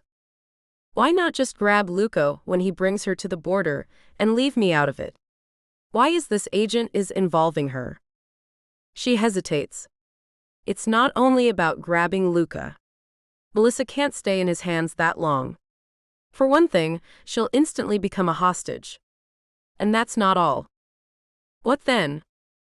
When I found out who that girl is, I knew right away what she was trying to do. We've known Luca since his wife's body washed up on the Jersey Shore 20 years ago. The man is a fiend. Think what you want about law enforcement, but I didn't work for the damn badge so I could let guys like Luca do whatever they want. She watches my face vigilantly. So you helped cover our escape and you offer even more help now because, why? Because of Melissa? I don't believe in idealist cops. Especially ones past 30. Out of the kindness of your heart. No, she replies, her tone so grim and with so much anger under the surface it startles me. Because I used to be Melissa. I sit back, taken by surprise at her sudden passion. She's not being literal. But in the way she physically draws herself up tightly, the tough cop suddenly wrestling with some hideous memory, I get it. Seems a lot of women deal with that. It only adds to my anger. I never conceived being that kind of guy, and no man in my family would either. Abusive dads are out there, and in one damn weekend I've met 2 women disturbed by them. It's the sisterhood nobody wants to be in, she sighs, looking away. And it's bigger than anybody wants to believe. It's that raw vulnerability that sways me. That and my lack of options. Because I will not let Melissa stay in her father's hands. Fine, I swallow my coffee down and leave the croissant with the one bite on my plate. We walk, you talk. I'm not leaving her in his hands 1 second longer. The snow is drifting down again as we walk back. She talks quickly, hands shoved into her pockets. The apartment is under surveillance. They have her and the 2 residents hostage. 2 men are in the apartment, including her father, and 4 men in the sedans out back. Are they parked within view of the apartment? I'm fighting to think past my rage. This is the second time that I have wanted to kill someone, just gun them down. It's not a good feeling. No, they're communicating via cellular. I can temporarily jam their signals, but that still leaves 4 armed men. She looks at me. Do you have a gun? If you know me, you should know I don't carry. I can't keep the edginess out of my voice. If you block their signals and hold anybody left at gunpoint, I can fabricate a distraction to get the last 2 outside. That will take something pretty dramatic. Not a gunfight, I hope? I shake my head, smiling grimly. My mind returns to the night I rescued Melissa. That limited reminded me so much of my own that had been T-boned. No. A car crash. Chapter 15. Melissa. I awake to tied hands, dried blood on my chin, and my father's laughter. My father is still alive. I shot him, kicked him, and he's well enough to laugh. Dizzy, head throbbing, every place he hit me is an aching bruise, and for a moment I wonder if he really is an evil spirit and simply can't be killed. I'm on the couch, and Amelie and Marcel are still obediently huddled on the other end. Benny is seated in a chair next to me. My father is leering from across the room. I shot you, I manage after a moment. How the hell are you alive? He's pale, bathed in sweat, with little spots of color on his cheeks and the end of his nose. He has a bottle in his hand, not a tumbler with one of those Japanese ice balls he likes so much, but a half-empty fifth with the cap missing. His tie and jacket are off. Yeah, you shot me, and I got to admit I'm impressed. He lounges in his seat smirking, eyes little crescents of amusement. Kind of poignant. The only kid I got with any balls is a daughter. At my silent stare, he laughs again and unbuttons his shirt.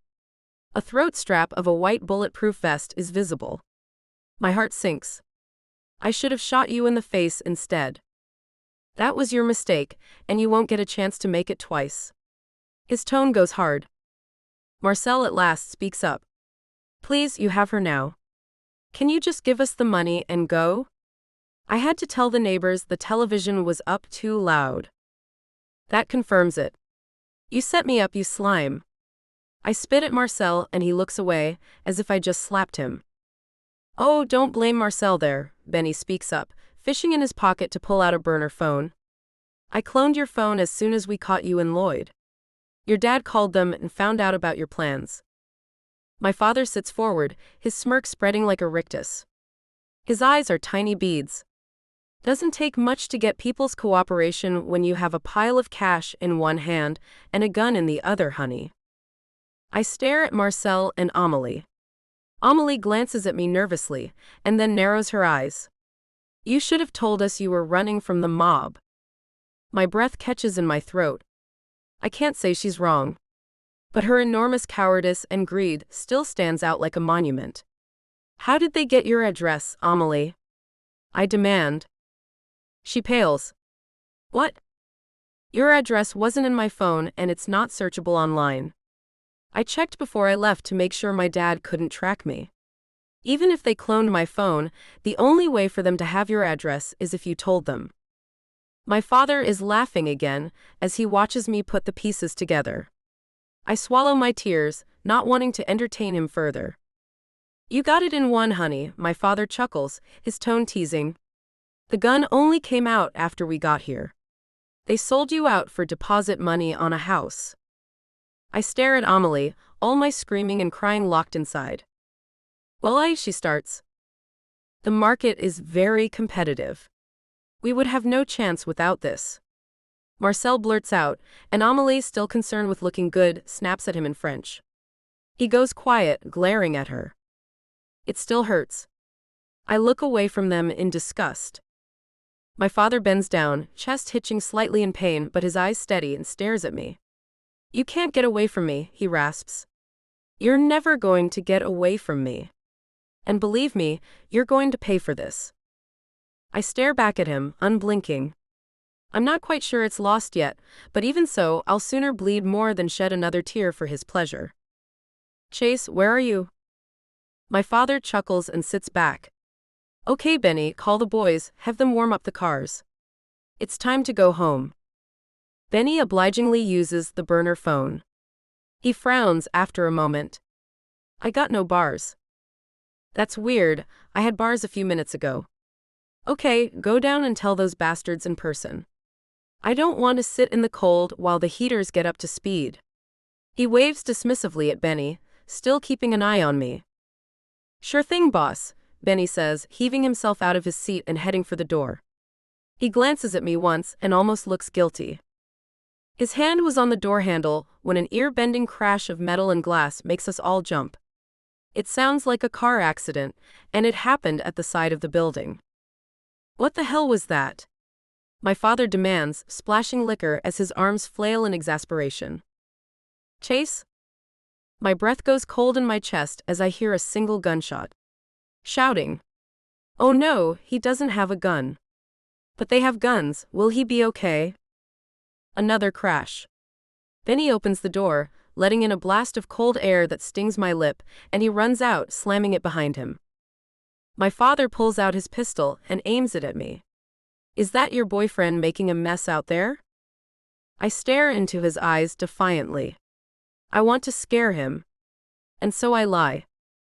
That's the sixth family coming for you, Daddy. They arranged the transport. That man is just one of theirs. I don't even know him. The horrified reaction from Amelie and Marcel is icing on the cake. What? You were using our home as a meet-up place for criminals? Why not?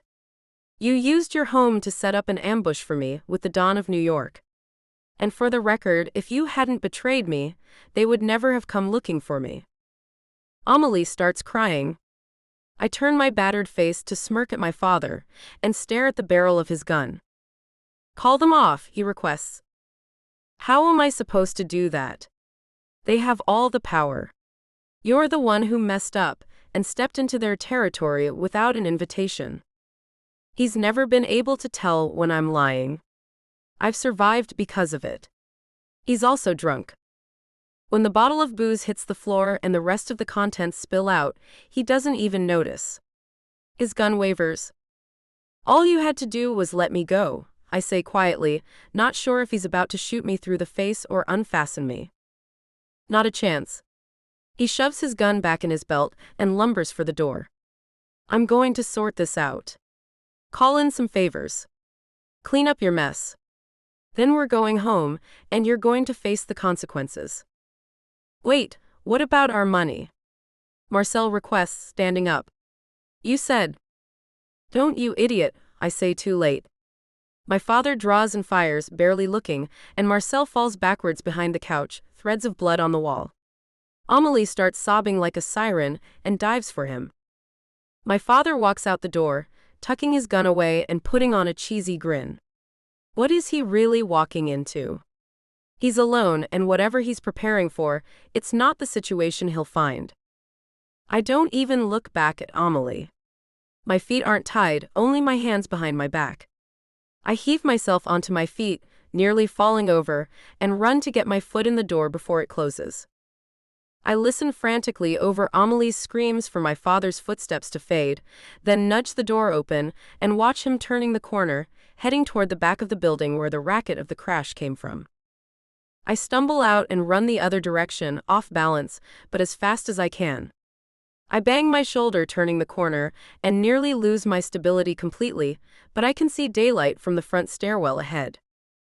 I bolt for the last corner, and then a figure steps around it and nearly runs into me. I stumble back, biting back a scream, and then I'm looking into Chase's amber eyes and sob with relief. "Oh my God." He grabs me, hugs me tight, then sees my arms are tied and hurriedly pulls me around the corner. "I was coming to get you. How are your friends?" "I don't want to talk about it." I gasp into his shoulder as he pulls out a pocket knife and cuts the cords off my wrists. "Let's just get out of here." He frees my hands and grabs one of them, and we run down the last bit of hallway and down the stairs. It's quiet outside, my heart is pounding, and I wonder if my father is about to come around the corner. A screech of tires come from the building's driveway. A battered black Limited rockets past, with my father alone at the wheel. We gawk as he fishtails. "He ran for it," Chase breathes in incredulity. A second later, Benny comes running after the car, waving desperately. The car slows down briefly but then takes off, leaving Benny in the dust. He just keeps running after it, disappearing from sight. Chase is laughing. He ran for it without checking on his guys. I wonder what had him so scared. I'm fighting a smile. "Oh, well, about that. I kind of told him you worked for the Don of Montreal." He's terrified of the guy. His eyes widen, and then he lets out a laugh. "Holy shit, you're amazing. Come on, let's get the hell out of here." I nod and let a smile out. It's like a stone has been lifted off my heart. We hurry down the street toward the SUV, only to have a tall woman with a silvery braid intercept us. I skid to a stop, heart hammering, but if she has a gun, she isn't drawing it. Chase stops, expression calm. "You saw him, Rabbit?" "Yes, he's headed to his own territory. 3 of his men are on the way to the hospital once the ambulances get here, and Luca and the 2 others have run for it.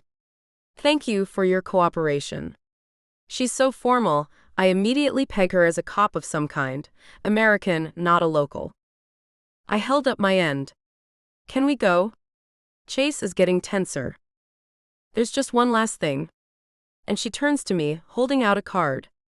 "If you want to be rid of your father, there's a straightforward, legal way to do so. All you have to do is testify against him." "You mean you're planning to put him away?" "That means no more running." "Yes, I am. Thanks to Chase's cooperation, we'll pick him up the moment he crosses the border. But putting him in jail is going to take work." She offers a small smile. "Your testifying could make all the difference." Chase is gently cradling my hand. We look at each other, and then I look at the cop. A man in 301 needs a medic if he's not already dead. He has a bullet wound to the chest. Please take care of it. As for testifying against my father, there are conditions. But we can make a deal. I firmly meet her gaze as I slip her card into my coat pocket. She nods, texting something into her phone. Who shot him?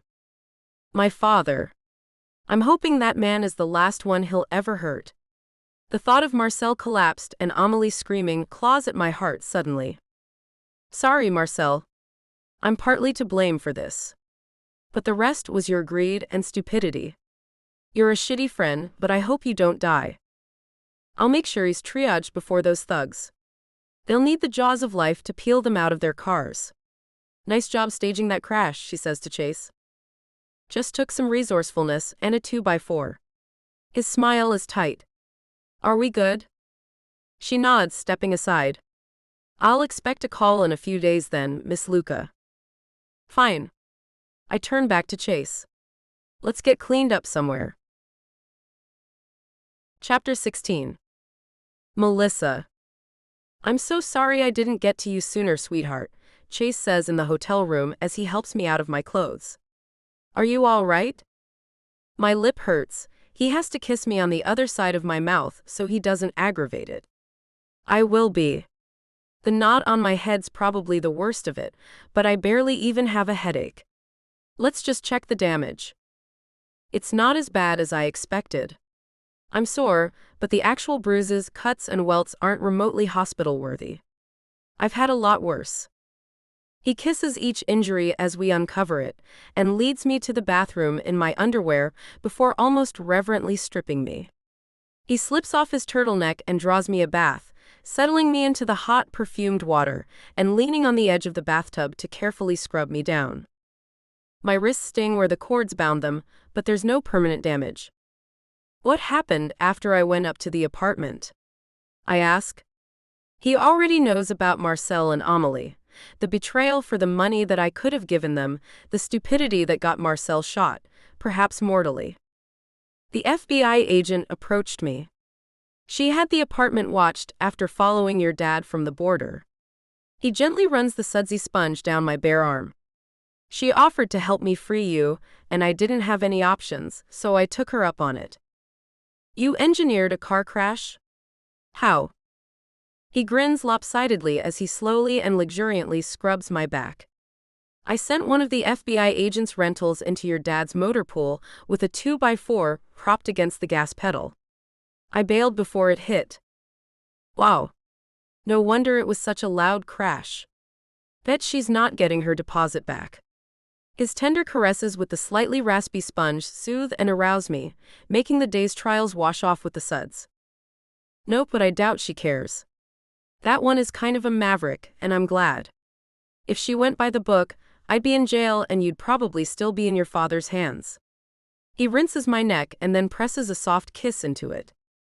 I guess we were all really lucky, I mutter before turning my head to offer him my mouth. We're finally alone in private behind locked doors, not hunted, and I'm thirsty to take advantage. There's nothing to stop us anymore. And we both know it. I can see it in the gleam in his eyes. The bath and tending of my wounds mixes with more teasing and caressing, the sponge circling over my body. By the time he lifts me, rinsed and dripping from the water to carry me to the purple upholstered bed, I'm trembling and panting for air. He lays me down and practically tears off the rest of his clothes. I stare at him for a short time before he throws himself over me and starts covering me with kisses. He explores every part of my body with his hands and mouth, his tongue tracing over my hip bone, his mouth leaving hickeys up my spine, his teeth scraping softly against my neck as his hands knead my bare melons. When he finally starts suckling, I almost heat my peak. I need you inside of me, I gasp out, and when he looks up at me his golden brown eyes are full of passion. Then he gently parts my thighs and settles between them. His hand settles over, and he stimulates me with delicate strokes as he enters with almost maddening tardiness. Oh, he gasps, muscles going taut and back arching as he presses me into the mattress. Oh gosh, Chase groans into my shoulder, slowly churning his thick organ inside my aching, tingling flesh. He trembles above me, his struggle for self-control driving me even wilder. His hand quivers as he strokes me but never wavers. Knowing what's coming, knowing that peak, I'm all the more eager to feel it again. And he's getting me there, patient and measured, until I'm begging for it. Oh yes, just like that, I gasp out. Don't stop. I cling to his heaving shoulders and grind eagerly against him. He shouts with pleasure and speeds his movements while I writhe and sob under him. And suddenly his swirling finger makes the ultimate stroke, and my body takes off, pleasure roaring through me while I thrash helplessly. Satisfaction has transformed him. He moves tirelessly, every muscle taut, breath shuddering and erratic as he moves faster. I'm building toward a peak again, his insistence stimulating me in new ways as my gasps and moans mix with his. I never thought this could feel this good, now I revel in it. It's my rebellion. It's my revenge. It's paradise. He stiffens and then shouts again. His deep-voiced pants and grunts echo off the walls as his days of waiting end, as I watch his ecstasy drive him wild. It passes, and he settles over me softly, still buried inside me. So good, he whispers reverently as he kisses my neck. I slide my hands up his back and he shivers with pleasure. I stroke my hands over his shorn hair, and he lays his head on my shoulder, relaxing entirely. It's done. And with someone that I like and want to be with. My father would be furious. Good. I want more when we wake up, I whisper as he rolls us over so I can fall asleep on his chest. Gladly, he purrs. As much as you want. As I drift off, I know that's going to be a lot. Every night. For the rest of our lives, if we can keep it together. And I'm pretty confident that we can, as I slip into dreamland. We're good together, and all things considered, our good fortune has been incredible. Chapter 17. Alan. We've been in this hotel room for 2 days, ordering room service and retiring to the jacuzzi on the enclosed balcony when the maid comes in to straighten up. Melissa is healing. I'm exhausting from demonstrating every position she shows interest in. The staff thinks we're newlyweds and giggle about us in French, which I listen in on while pretending obliviousness. Their rumors are cute and innocent and much kinder than the truth. They would never have known that I met the love of my life less than a week ago in the trunk of a mobster's car. I've been out for rubbers twice in as many days. Despite my size, we haven't needed lube. She's sleeping it off as I dry from my shower and sit down in a towel to check the news on my laptop. Life is good. I'm in love with a beautiful, amazing woman who wants to stay. We're rolling in currency and the FBI is off my butt and her father is off of hers. Maybe it's not exactly a happy ending. We've made a mess in the sixth family's town, and that's a good way to wear out your welcome. We're planning to pick up my truck and go to California for the winter as soon as we get word that Luca and his enforcers have been rounded up. After that, we'll need to stay out of Montreal and New York for a while, and Chicago, where her creep fiancé's from. That's fine. There's a whole continent we can roam together. My new friend at the bureau has news for me, sent in an encrypted email. It's actually pretty cool to have a connection on the right side of the law. When I open the email and read through it, alarm goes through me, and I just sit there for a while. The good news. Marcel Delacroix survived and is expected to make a full recovery. He woke up late last night and is lucid. He and his wife are cooperating with Montreal police in investigating the shooting. Several of Luca's lieutenants have now surrendered or been arrested, along with Melissa's brothers. You should have no trouble returning to the States with Melissa. The bad news. Regrettably, there will now be no trial. Johnny Luca was shot by an assassin disguised as a border guard. The hired gun was heard to say, "The Don of Montreal sends his regards." Luca was rushed to emergency surgery and was on life support until half an hour ago. Although his men will be prosecuted for lesser crimes, we likely will not need Melissa's testimony. On the other hand, she needs no longer fear her father. Good luck out there.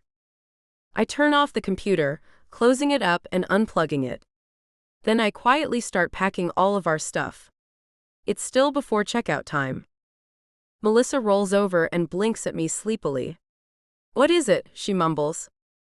"No urgent situation, sweetheart, but we need to get out of Montreal." Your family caused a dust-up here, and the local family is pissed. They probably won't blame us for anything, but I feel like we should give them space. I'm not telling her yet that her father is dead. We don't have time to sit and process that. That sounds pretty somber.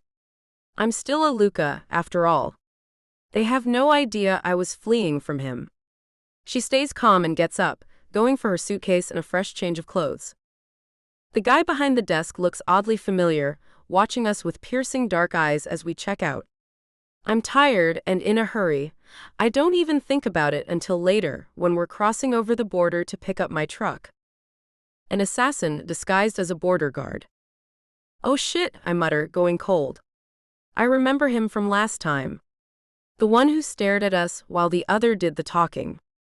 What is it? She asks hurriedly, worry in her voice as she turns to me. I think we were being watched at the hotel, I say as delicately as I can. All the better we left. I end up telling Melissa about her father that night, once we have my truck from Polly. We're parked in a Walmart parking lot next to some campers, and sitting in the warm little cabin while I hold her hands. Do they know who did it? She questions breathlessly, face pale as she struggles to process the news. No idea. Might be someone from the sixth family, might be someone they hired. Between the bullets, the crash, and the delay getting to surgery, your dad didn't make it. She closes her eyes and lies back against the pillows at the head of the bed, sighing softly and smoothing the silk of her pink negligee over her belly. Good, she says quietly. Tears of relief run down her cheeks. If he's departed, I really am free. I snuggle next to her and wrap my arms around her. Yeah, I comfort her as I lean in to kiss her tears away. You are. And I'm going to make sure we both stay that way. Epilogue. Carolyn. According to this report, Alan Chase and Melissa Luca disappeared and may currently be guests of the sixth family. Or deceased after having been guests. Derek Daniels leans over his desk at me, his dark beard jutting aggressively. That is correct, sir. I'm composed as I sit in one of my best dark wool suits across from him. None of this ended ideally, but I'm still making a name for myself against Daniel's wishes, and it's driving him crazy. He flaps the pages against his desktop. Meanwhile, Johnny Luca was murdered by a presumed sixth family assassin for his invading their territory. Simultaneously, Enzo Capuro was murdered by a second mysterious man in Chicago.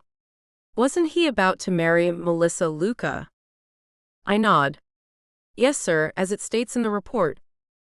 That's a great jumble, and other people will deal with. He drops the papers on his desk in a gesture of determination.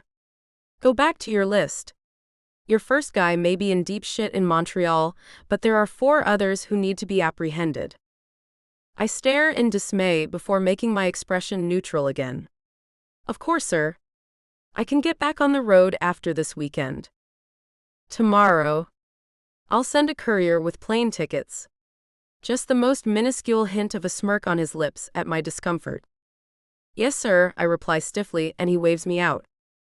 You don't even stay home for more than a night. Misty, one of my roommates, asks in incredulity an hour later. She's a statuesque Brazilian woman who works for a boutique internet company. I know it's been my turn to cook for like a week. I smile regretfully as I sit on my bed packing. She leans against my doorway and folds her arms. That Daniels guy is a jerk. I'm glad you never slept with him. Yeah, me too, but half the shit he does to me is because I didn't. Welcome to sexism. I scoff. Anyway, I'm not giving up my V-card to some married creep. Good call. And don't worry about the cooking. Let's order a pizza and watch some bad science fiction instead. Her nose wrinkles mischievously. You pick the movie, I'll order the pizza. I just got a bonus. It came through official channels but not from Daniels. He doesn't give a damn I flushed Luca into an FBI trap I helped lay, because dead mobsters don't get him any glory.